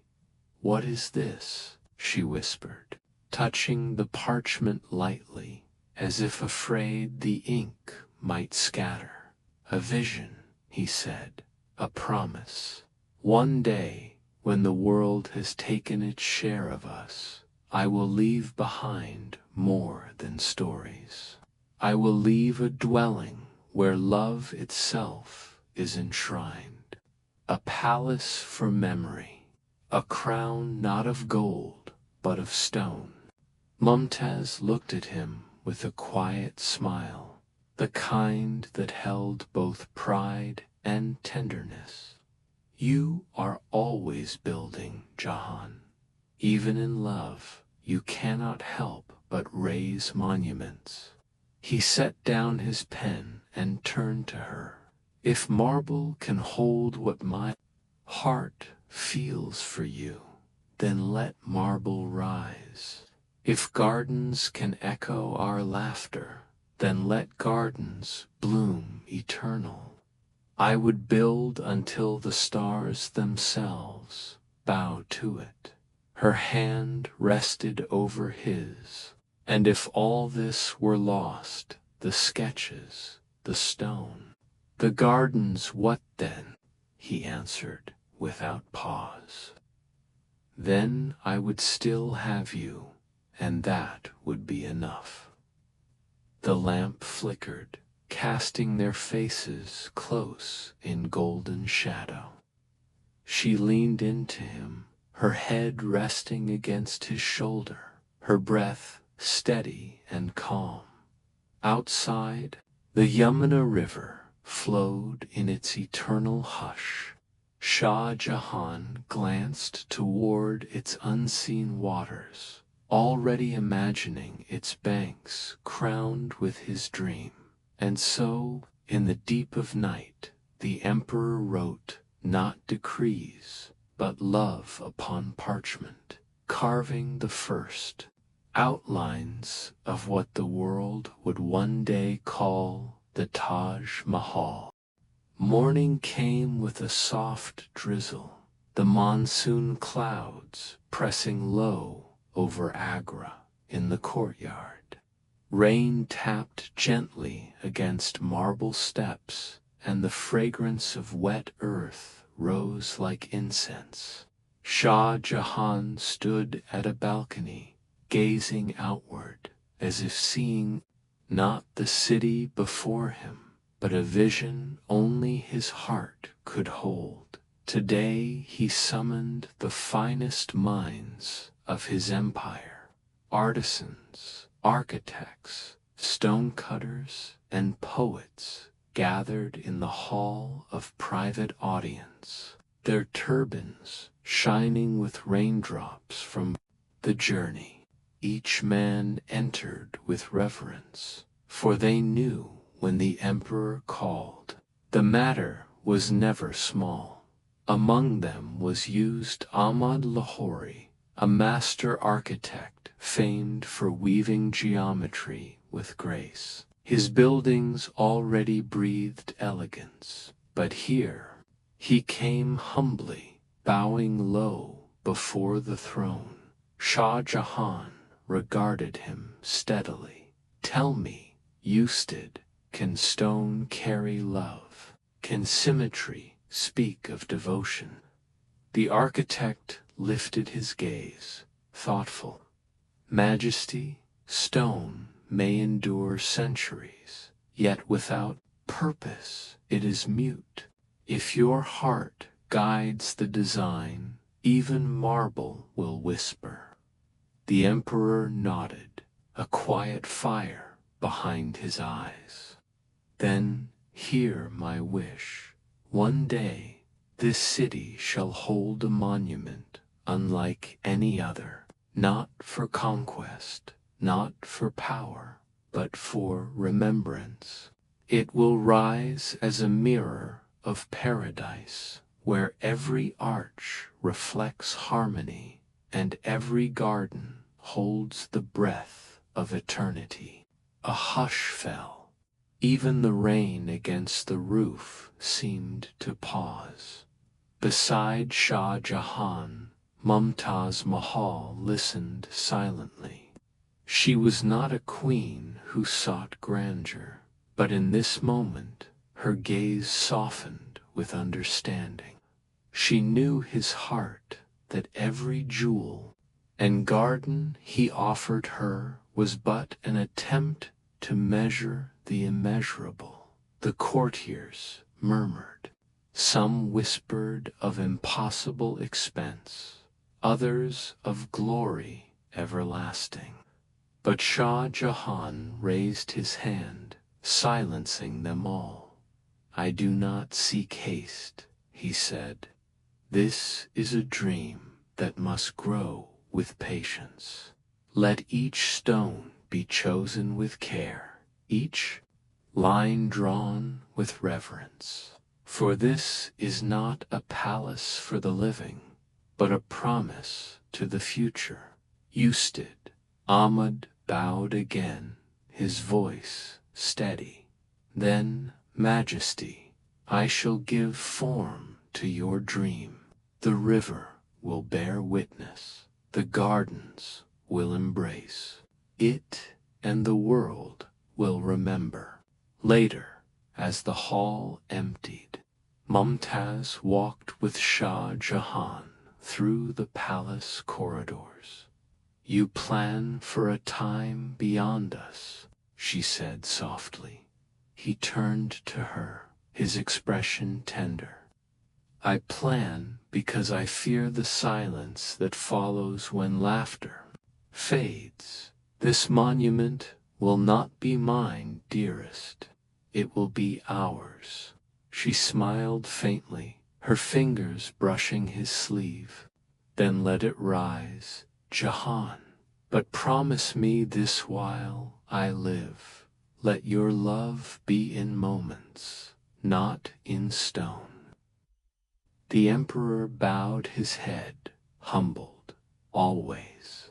And so the rain fell, blessing the dream that had just begun to take root, an eternal love story, waiting to be carved in marble. The sun returned after the rains, casting a golden light across the palace gardens. The Yamuna River shimmered beyond its banks, calm yet eternal, like a silver ribbon winding through the empire. Shah Jahan and Mumtaz Mahal walked hand in hand. Beneath the shade of cypress trees, their steps slow, their silence tender. That morning, the emperor had summoned Usted Ahmad Lahori once more. With him came a gathering of master artisan stone carvers from Gujarat, calligraphers from Persia, mosaic inlayers from Samarkand, and gardeners who knew how to coax roses and jasmine into bloom as if by prayer. Each carried rolls of parchment, rulers and compasses, their minds already sketching the emperor's vision in the courtyard. Shah Jahan spoke. Paradise, as described in the Holy Quran, is a garden with flowing rivers, symmetry, and eternal beauty. I want that paradise, to live on earth. Begin with the gardens, let them mirror heaven itself. Usted Ahmad bowed. Majesty, we shall shape 4 rivers to meet at the center, flowing as one. Cypress for eternity, fruit trees for life, and flowers for fragrance. It will be more than a garden, it will be a promise. Mumtaz Mahal, listening nearby, smiled gently. She was not one to crave monuments, yet she loved the idea of a living garden, something that breathed as she breathed. She stepped forward, her voice soft but clear. Let the pathways be wide enough for laughter. Jahan, let children run without stumbling. Let the fragrance of roses reach even the poorest at the gates. The artisans bowed, humbled by her grace. For though she was a queen, Mumtaz Mahal spoke as one who understood the simple mercies of life. That evening, the first sketches were laid before the emperor. On parchment, lines blossomed into patterns, quadrants divided by water channels, fountains placed like stars, pathways lined with cypress. It was symmetry that calmed the mind, a geometry that whispered balance. Shah Jahan traced the drawings, with his finger, his heart full. This is the beginning. One day, this garden will cradle a dome so pure it will seem to float above the earth. Mumtaz leaned closer, her hand upon his. Dream it, Jahan, but while you dream, walk with me, here, now. For love is not only in marble, it is in the turning of seasons, in the laughter of our children, in the hush of twilight. He looked at her, and for a long moment the emperor was not a ruler nor a patron of grand designs. He was only a man, grateful for the woman beside him as the lamps were lit and the river carried the last light of day. The first garden of paradise was imagined, and with it the foundation of something eternal began to breathe. The palace courtyard echoed with the sounds of merchants arriving from distant lands. Caravans had been summoned, their camels heavy with crates wrapped in burlap and straw. Within them lay the treasures of earthstones and gems that would one day become the body of Shah Jahan's dream. Shah Jahan, the Mughal emperor whose eye was trained as sharply as an architect's compass, stood beside his queen. His hand rested lightly over hers as he spoke to the gathered men. Bring me marble that holds the moon within it. Bring stones that gleam like starlight after rain. For this work must not only be seen, it must be felt in the heart. The merchants obeyed. From the quarries of Makrana came blocks of white marble so smooth they glowed in the daylight, as if already polished by centuries. From the mines of Rajasthan arrived jasper, deep red as a summer sunset. From Punjab came jade green, like quiet rivers. From Persia and far Samarkand came turquoise and lapis lazuli, blues of night skies and oceans. Even distant China sent crystal, and Arabia sent onyx. Mumtaz Mahal, his beloved queen, gentle in nature yet keen in thought, lifted one piece of white marble in her hand, cool against her skin. It seemed to hold silence. She looked at Shah Jahan and whispered, "It feels as if the moon itself has been captured here. When light touches it, it will glow like no other." The emperor smiled, his heart swelling with pride at her presence. "Then marble shall be the soul of our work. Let it breathe in light and reflect heaven." At the edges of the courtyard stood Rahim, a young poet who often read verses for the queen. He watched as artisans debated, their voices weaving around the stones. He murmured softly, "Each stone is a word, each carving a line, and together they will form poetry greater than I could ever write." The work began. Laborers hauled the massive blocks with ropes and pulleys, the air heavy with dust and sweat. The marble was sorted, stacked, and sprinkled with water to keep its surface cool under the sun.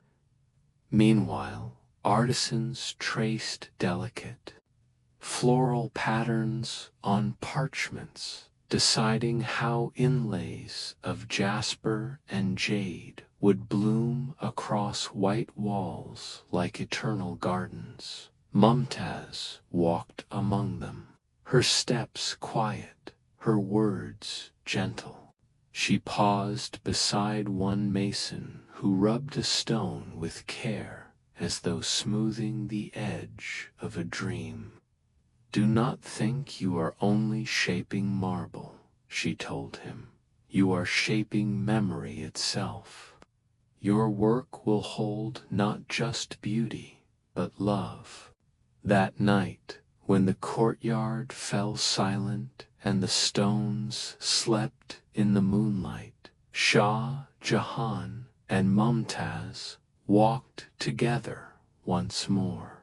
The emperor spoke softly. "These stones will outlive us, beloved. But it is your laughter, your touch, your kindness that gives them purpose. Without you, they would only be rock. With you, they are destiny." And so the stones were chosen, not merely for strength or color, but for the story they would one day carry, a story of love eternal. The morning sun rose golden over Agra, and the Yamuna shimmered like a ribbon of silver beside the chosen ground. It was here that the heart of Shah Jahan's vision would be anchored. The land had been cleared, leveled, and sanctified with quiet. Prayers, incense, smoke curling upward as if blessing the air. Shah Jahan, emperor of the Mughal world, stood in silence as he looked over the bare earth. This would be no ordinary ground. It would hold the memory of Mumtaz Mahal, his beloved queen. Her presence beside him filled the empty field with warmth, though her life would one day be the reason for this monument's grief. Engineers and builders gathered, their plans spread out on parchment sheets. Master Ustad Ahmad Lahori, chief architect, bowed before the emperor. His hands, ink-stained from nights of sketching, trembled not from fear, but from the weight of history he knew he was shaping. "Your Majesty," Ustad Ahmad said, "the foundation must be deep, stronger than time itself. The soil here shifts near the river's edge. We will sink wells, fill them with stone and rubble, and anchor the marble upon that bed. The river will carry light to its walls, but never its weakness." Shah Jahan's eyes softened, and he replied, "Build as though you are building for the heavens, Ahmed.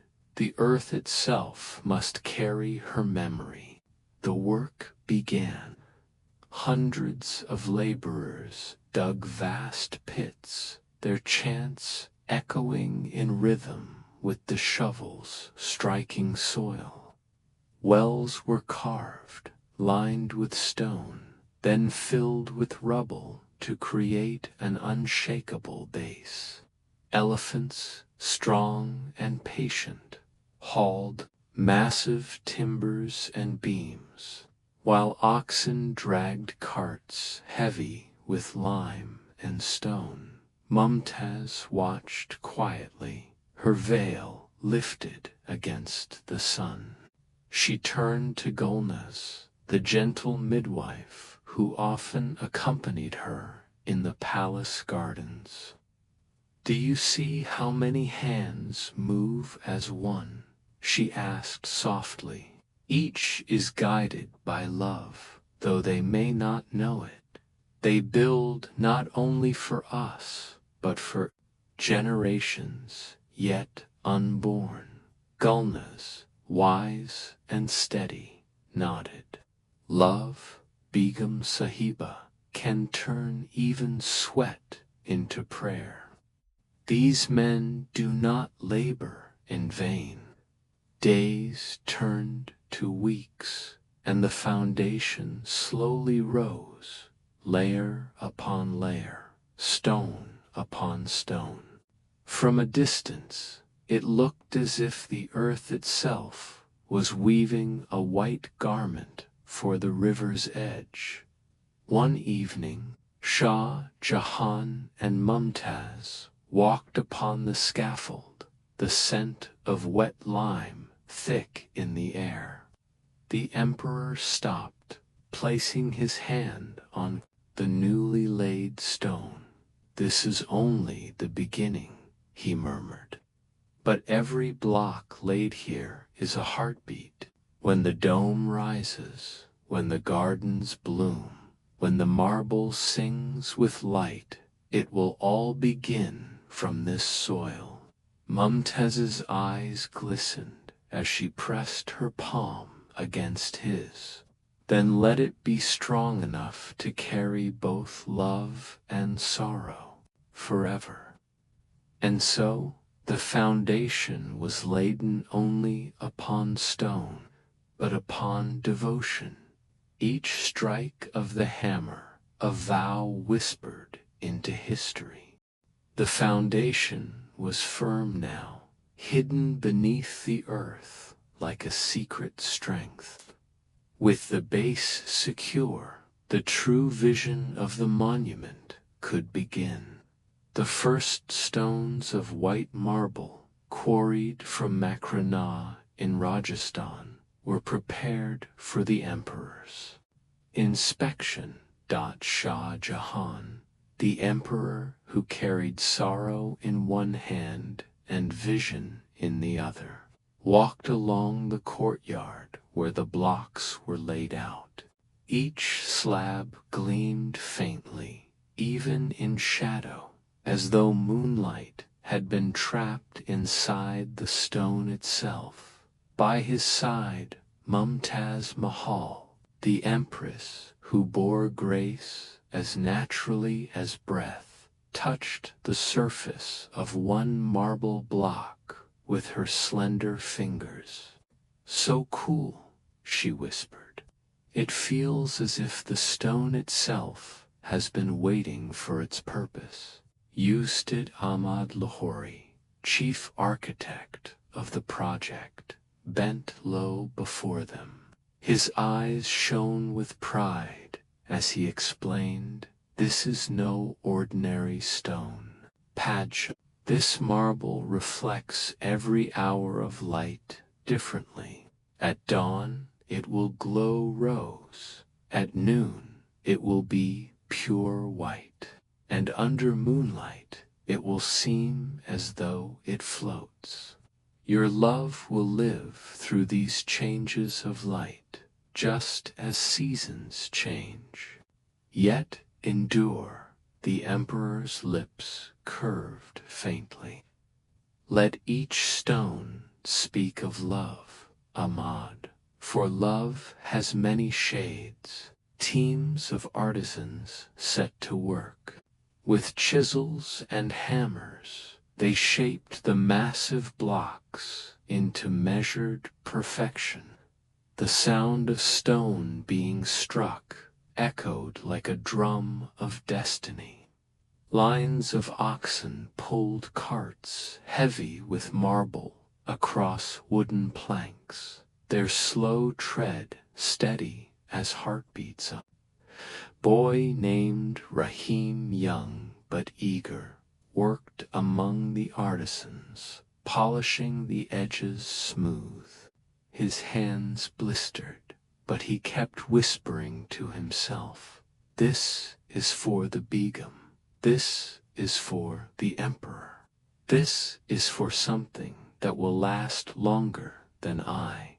When Shah Jahan paused beside him, Rahim lowered his eyes quickly, but the emperor placed a hand upon the boy's shoulder.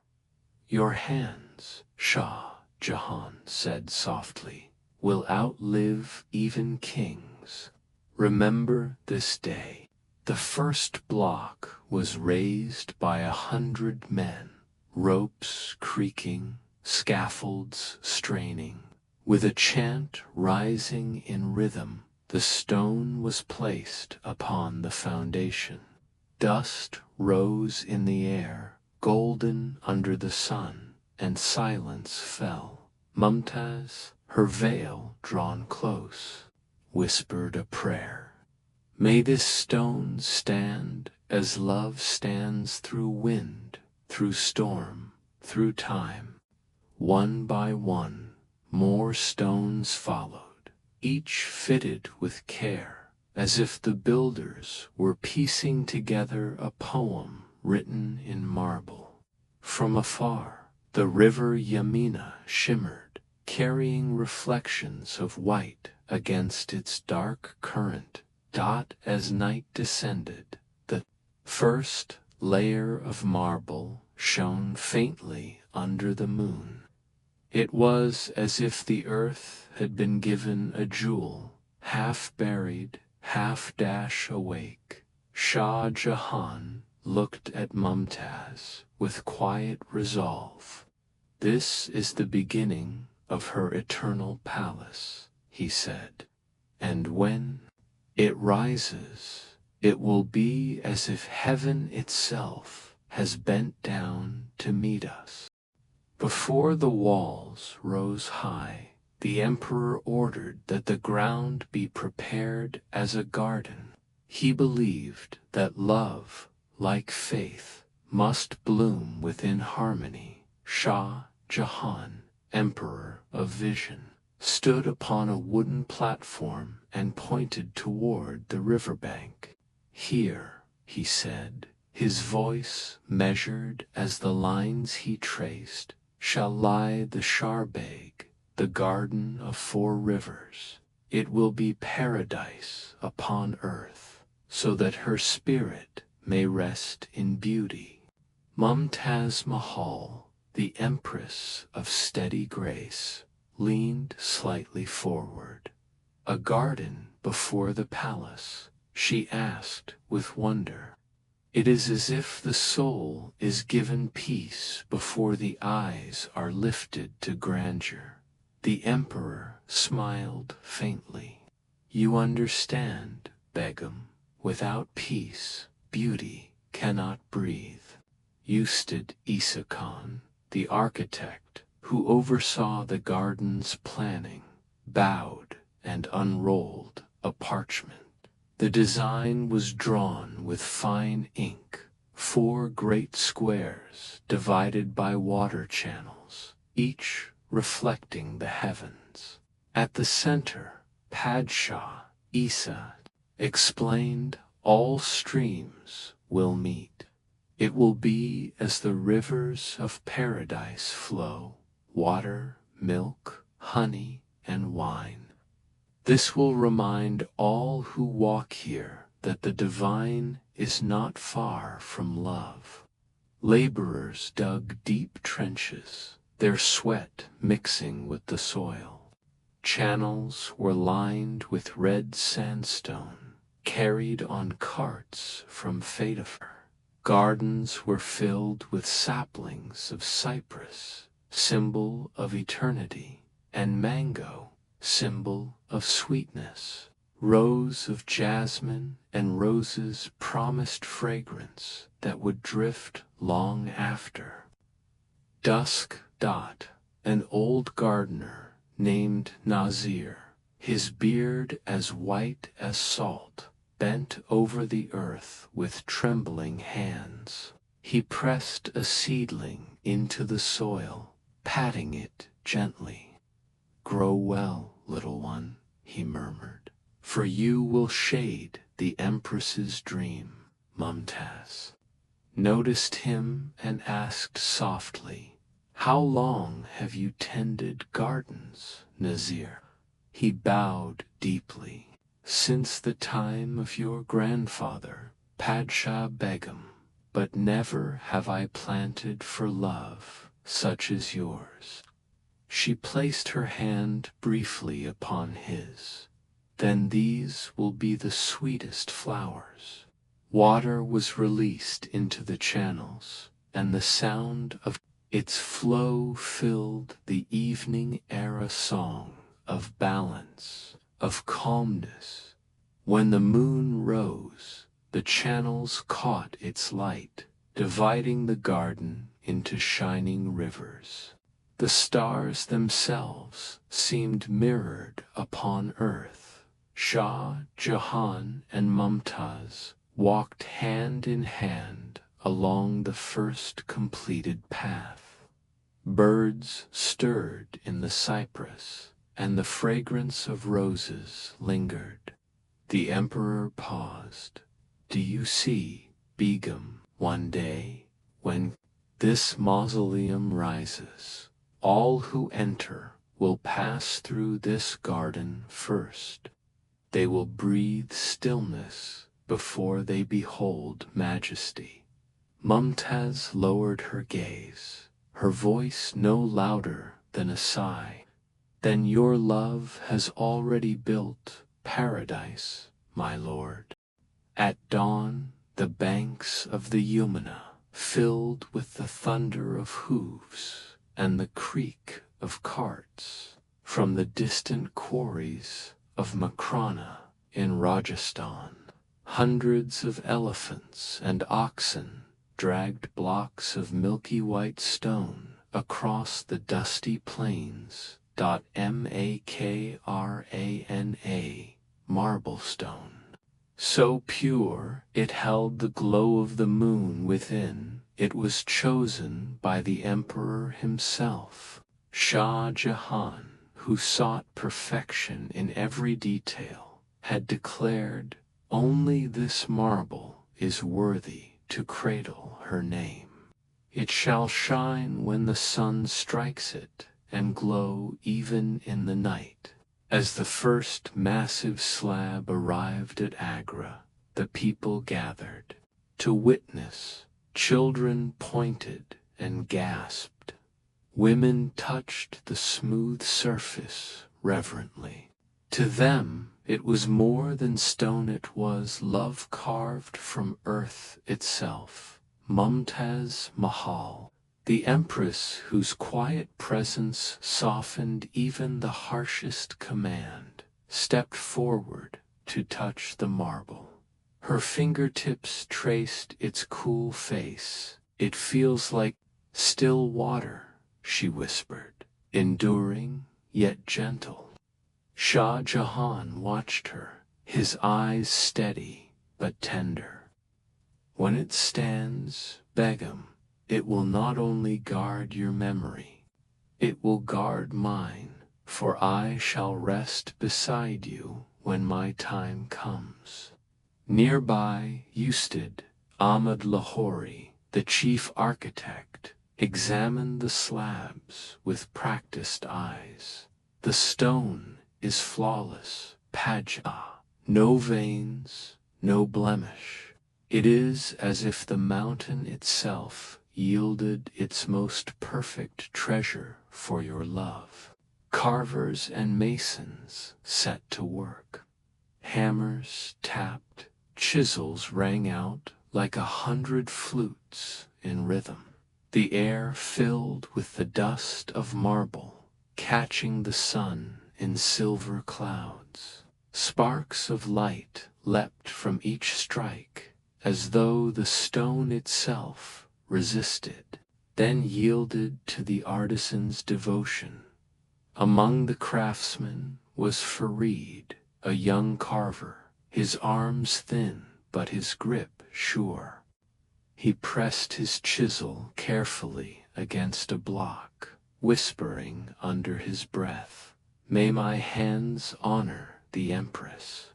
His father, once a master carver, had died shaping pillars in Fetafur. Now the son carried forward the same reverence. One evening, Mumtaz walked among the workers with her handmaidens. She paused where Farid labored, and with quiet humility he lowered his eyes. She said gently, "Your work will be remembered, for each mark of your hand is a mark of love." Farid bowed, overcome, and returned to his task with redoubled care. As the weeks passed, the banks of the Yamuna became a gleaming field of stone, each slab awaiting its place. When moonlight touched them, they seemed like frozen waves, silent, but alive. Shah Jahan stood at the water's edge, gazing upon them. His voice was hushed, yet certain. "These stones will outlive our breath. They will hold our story when time itself grows weary." Mumtaz, leaning close, whispered back, "Then let them speak gently, as love should." Before stone could rise into domes and arches, the ground itself needed shaping. Shah Jahan dreamed of not just a tomb, but a paradise on earth, a resting place that would echo the gardens of heaven. The land beside the Yamuna was vast, yet it had to be ordered into harmony. 4 great canals were drawn, each dividing the ground into quarters. This pattern was called the Sharbega Persian Garden of 4 parts, symbolizing the rivers of paradise. At their meeting point would stand the marble mausoleum. Shah Jahan walked the grounds with Ali Mardan Khan, his trusted engineer and master of waterworks. Ali Mardan had built canals that carried life across kingdoms. Now, his task was sacred, to bring flowing water that would mirror the sky in still pools. Ali Mardan knelt by the freshly dug channel, pressing a handful of soil between his fingers.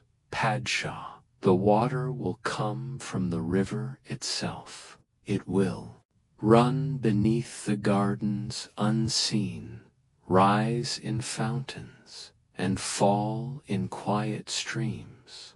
Your empress will rest amidst eternal waters."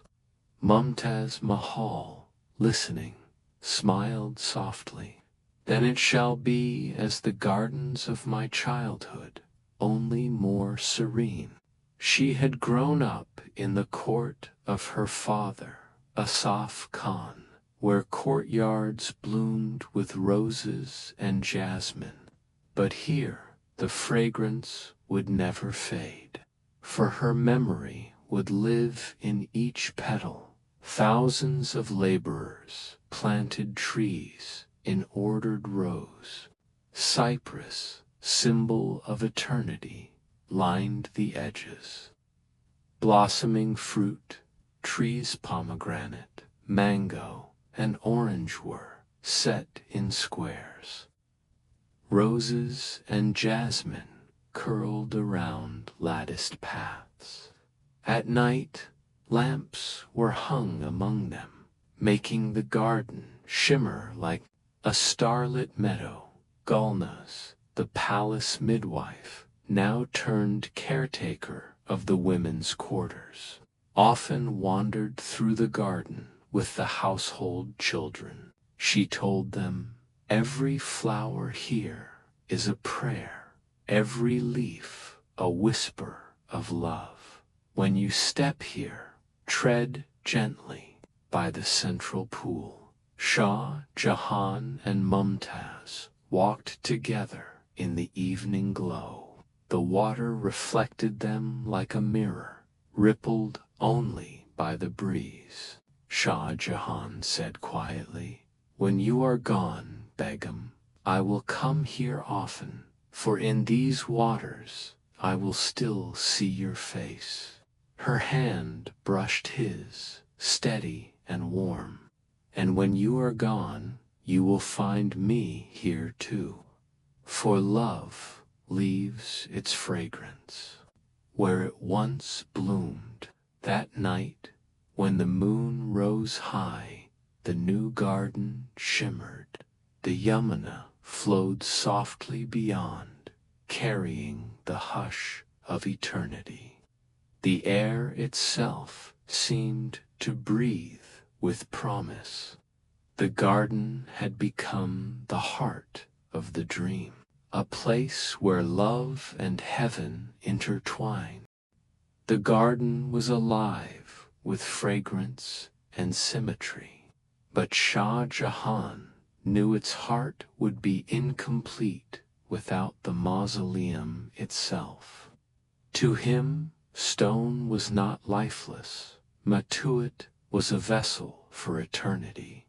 He summoned Usted Ahmad Lahori, the chief architect, a man of sharp vision and steady patience. Lahori bowed low, unrolling parchment upon the ground where lines of domes, arches, and minarets danced across the page. "Padshah," he said, his voice deliberate, "we must use the purest white marble, not just stone, but light itself carved into permanence. It must shine by day like the sun, and by night like the moon. Its face will change with the sky pink at dawn, silver beneath stars, golden when the sun sets." Shah Jahan nodded. "Marble is the soul of this work, strong, unyielding, yet soft in its radiance like love itself." The marble would come from Makrana, a town in Rajasthan, famed for stone so white it seemed to hold light within. Caravans began their long journey, hundreds of elephants bearing blocks of marble, men guiding oxen carts creaking under weight, and traders chanting prayers as they crossed deserts and rivers. When the first slabs arrived, Shah Jahan himself went to touch them. He ran his hand across the cool surface, whispering, "This shall be her shroud, yet brighter than silk, lasting beyond dust." Mumtaz Mahal, standing beside him, placed her palm upon the same stone. "It feels like water frozen in time. May it remember tenderness." Laborers set up scaffolds that reached toward the sky. Rahim, the court poet, wandered among them, murmuring verses as he watched the marble blocks rise. "What the pen writes upon paper, these hands carve into the earth. And when ink fades, the marble will still whisper." Every strike of the chisel sang in rhythm, each sound echoing like a prayer. Skilled artisans traced delicate inlays, fitting semi-precious stones, lapis, jasper, carnelian into white surfaces. Tiny vines and blossoms seemed to bloom from within the marble itself. At night, torches flickered against the unfinished walls, turning the stone golden. Workers rested on mats, their songs drifting into the garden, while the Yamuna mirrored both moon and scaffold. One evening, Shah Jahan told Usted Lahori, "Build so that when a weary traveler sees it from afar, his heart is calmed. Build so that heaven itself looks down and smiles. Lahori bowed again. Then, Padshah, we shall raise a prayer in stone. And so, the call of marble began the promise of a tomb that would glow like no other, a monument where love would sleep yet, never die. The river winds whispered at dawn as workers gathered, their voices carrying prayers into the mist. Shah Jahan stood at the edge of the platform, gazing upward where new towers of scaffolding stretched like fragile ladders into the sky. At his side was Ustad Isa, an engineer from Persia, known for his mastery of balance and proportion. He was calm, a man who measured the wind before he measured the stone. Padshah, he said softly, 4 minarets must guard this mausoleum, one at each corner. They shall not only watch over her tomb, but lean ever so slightly outward. Shah Jahan's brows lifted. Outward? Why so? Ustad Isa bowed, his turban dipping in respect, so that if fate sends tremors through the earth, the towers will fall away and not upon the sanctuary. The house of love must never be crushed. The emperor's eyes warmed. You think like a poet who builds with stone. Do so, Isa. And so the 4 minarets began to rise. Each was a slender column, climbing heavenward like a lifted prayer. Marble rings circled them at intervals, while inner staircases coiled upward into their hollow cores. Hakim, the night watchman, often lingered to watch the towers by moonlight. He whispered to passing guards, "They look like sentinels, watching. Even when the emperor sleeps, perhaps they bow to Mumtaz." By day, the air was filled with the sound of chisels, the creak of ropes, the groan of pulleys. Men swayed on suspended platforms, guiding heavy slabs with the precision of dancers. The minarets inched higher, their tips piercing the blue. When the first minaret reached completion, Shah Jahan invited his children to climb its spiral steps. From its top, the world unfolded, the Yamuna flowing like liquid silver, the red sandstone fort in the distance, and beneath them the gleam of marble foundations spreading like a lotus. Princess Jahanara, his eldest daughter, placed her hand on her father's sleeve. "It feels as though we are nearer to heaven, Abba." Shah Jahan smiled faintly. "That is the purpose, Betty, so that when your mother rests here, heaven itself will lean closer." Each minaret was crowned with a delicate chatria, small domed pavilion open to the wind. From afar, they framed the central dome yet to be built, like candles awaiting a flame dot. At dusk, torches lit upon their balconies, and their shadows stretched across the Yamuna.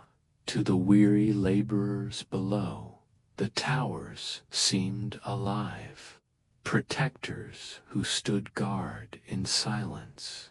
The emperor whispered to himself, for prayers, one for each corner of the world, so that wherever love travels, it finds its way home. The years had passed. passed, and the mausoleum neared its final form. The great white platform shone like frozen moonlight, its arches perfected, its minarets tall and watchful. But still, one crown was missing: the dome, the heart of all domes, the summit where earth and sky would meet. Shah Jahan walked slowly across the marble courtyard, his beard silver now, his steps measured. He carried within him the ache of time, but also the calm of knowing the work was almost whole. Beside him walked Ustad Lahori, the chief architect of the project, a man patient as stone and exact as the compass he carried always at his side. Taj Lahori said, "The dome must not simply cover it, must lift. It shall rise higher than any before, bulbous and perfect, its curve echoing the womb of creation itself." Shah Jahan's gaze softened. "Yes, make it so that when people look upon it, they do not merely see a tomb, but glimpse eternity." Marble slabs were lifted higher and higher, each piece fitted like the ribs of a great shell. The workers labored in silence, as though afraid to disturb the sanctity of the rising crown. Bamboo scaffolds encircled the structure, resembling a vast cage for a heavenly bird.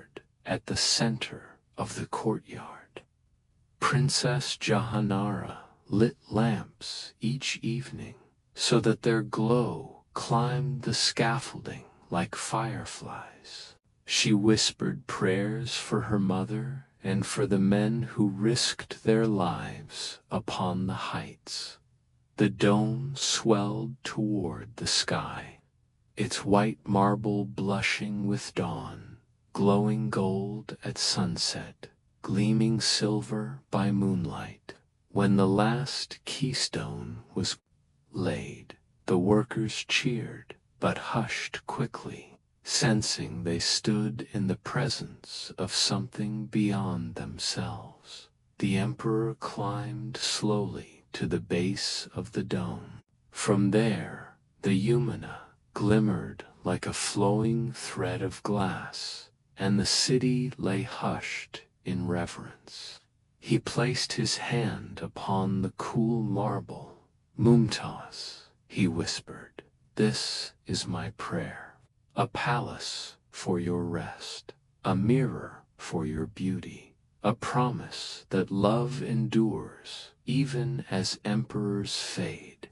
When the finial of pure gold was set at its peak, the Taj Mahal stood whole minarets guarding gardens blooming. The great dome, gleaming like a pearl dropped from heaven. Hakim, the old night watchman, looked upon it and murmured to passing guards, "This is no tomb, it is a lamp that will burn as long as lovers breathe." And in the quiet night, with the Yamuna carrying moonlight past its foundations, the Taj Mahal stood complete, a monument not to death, but to love's eternity.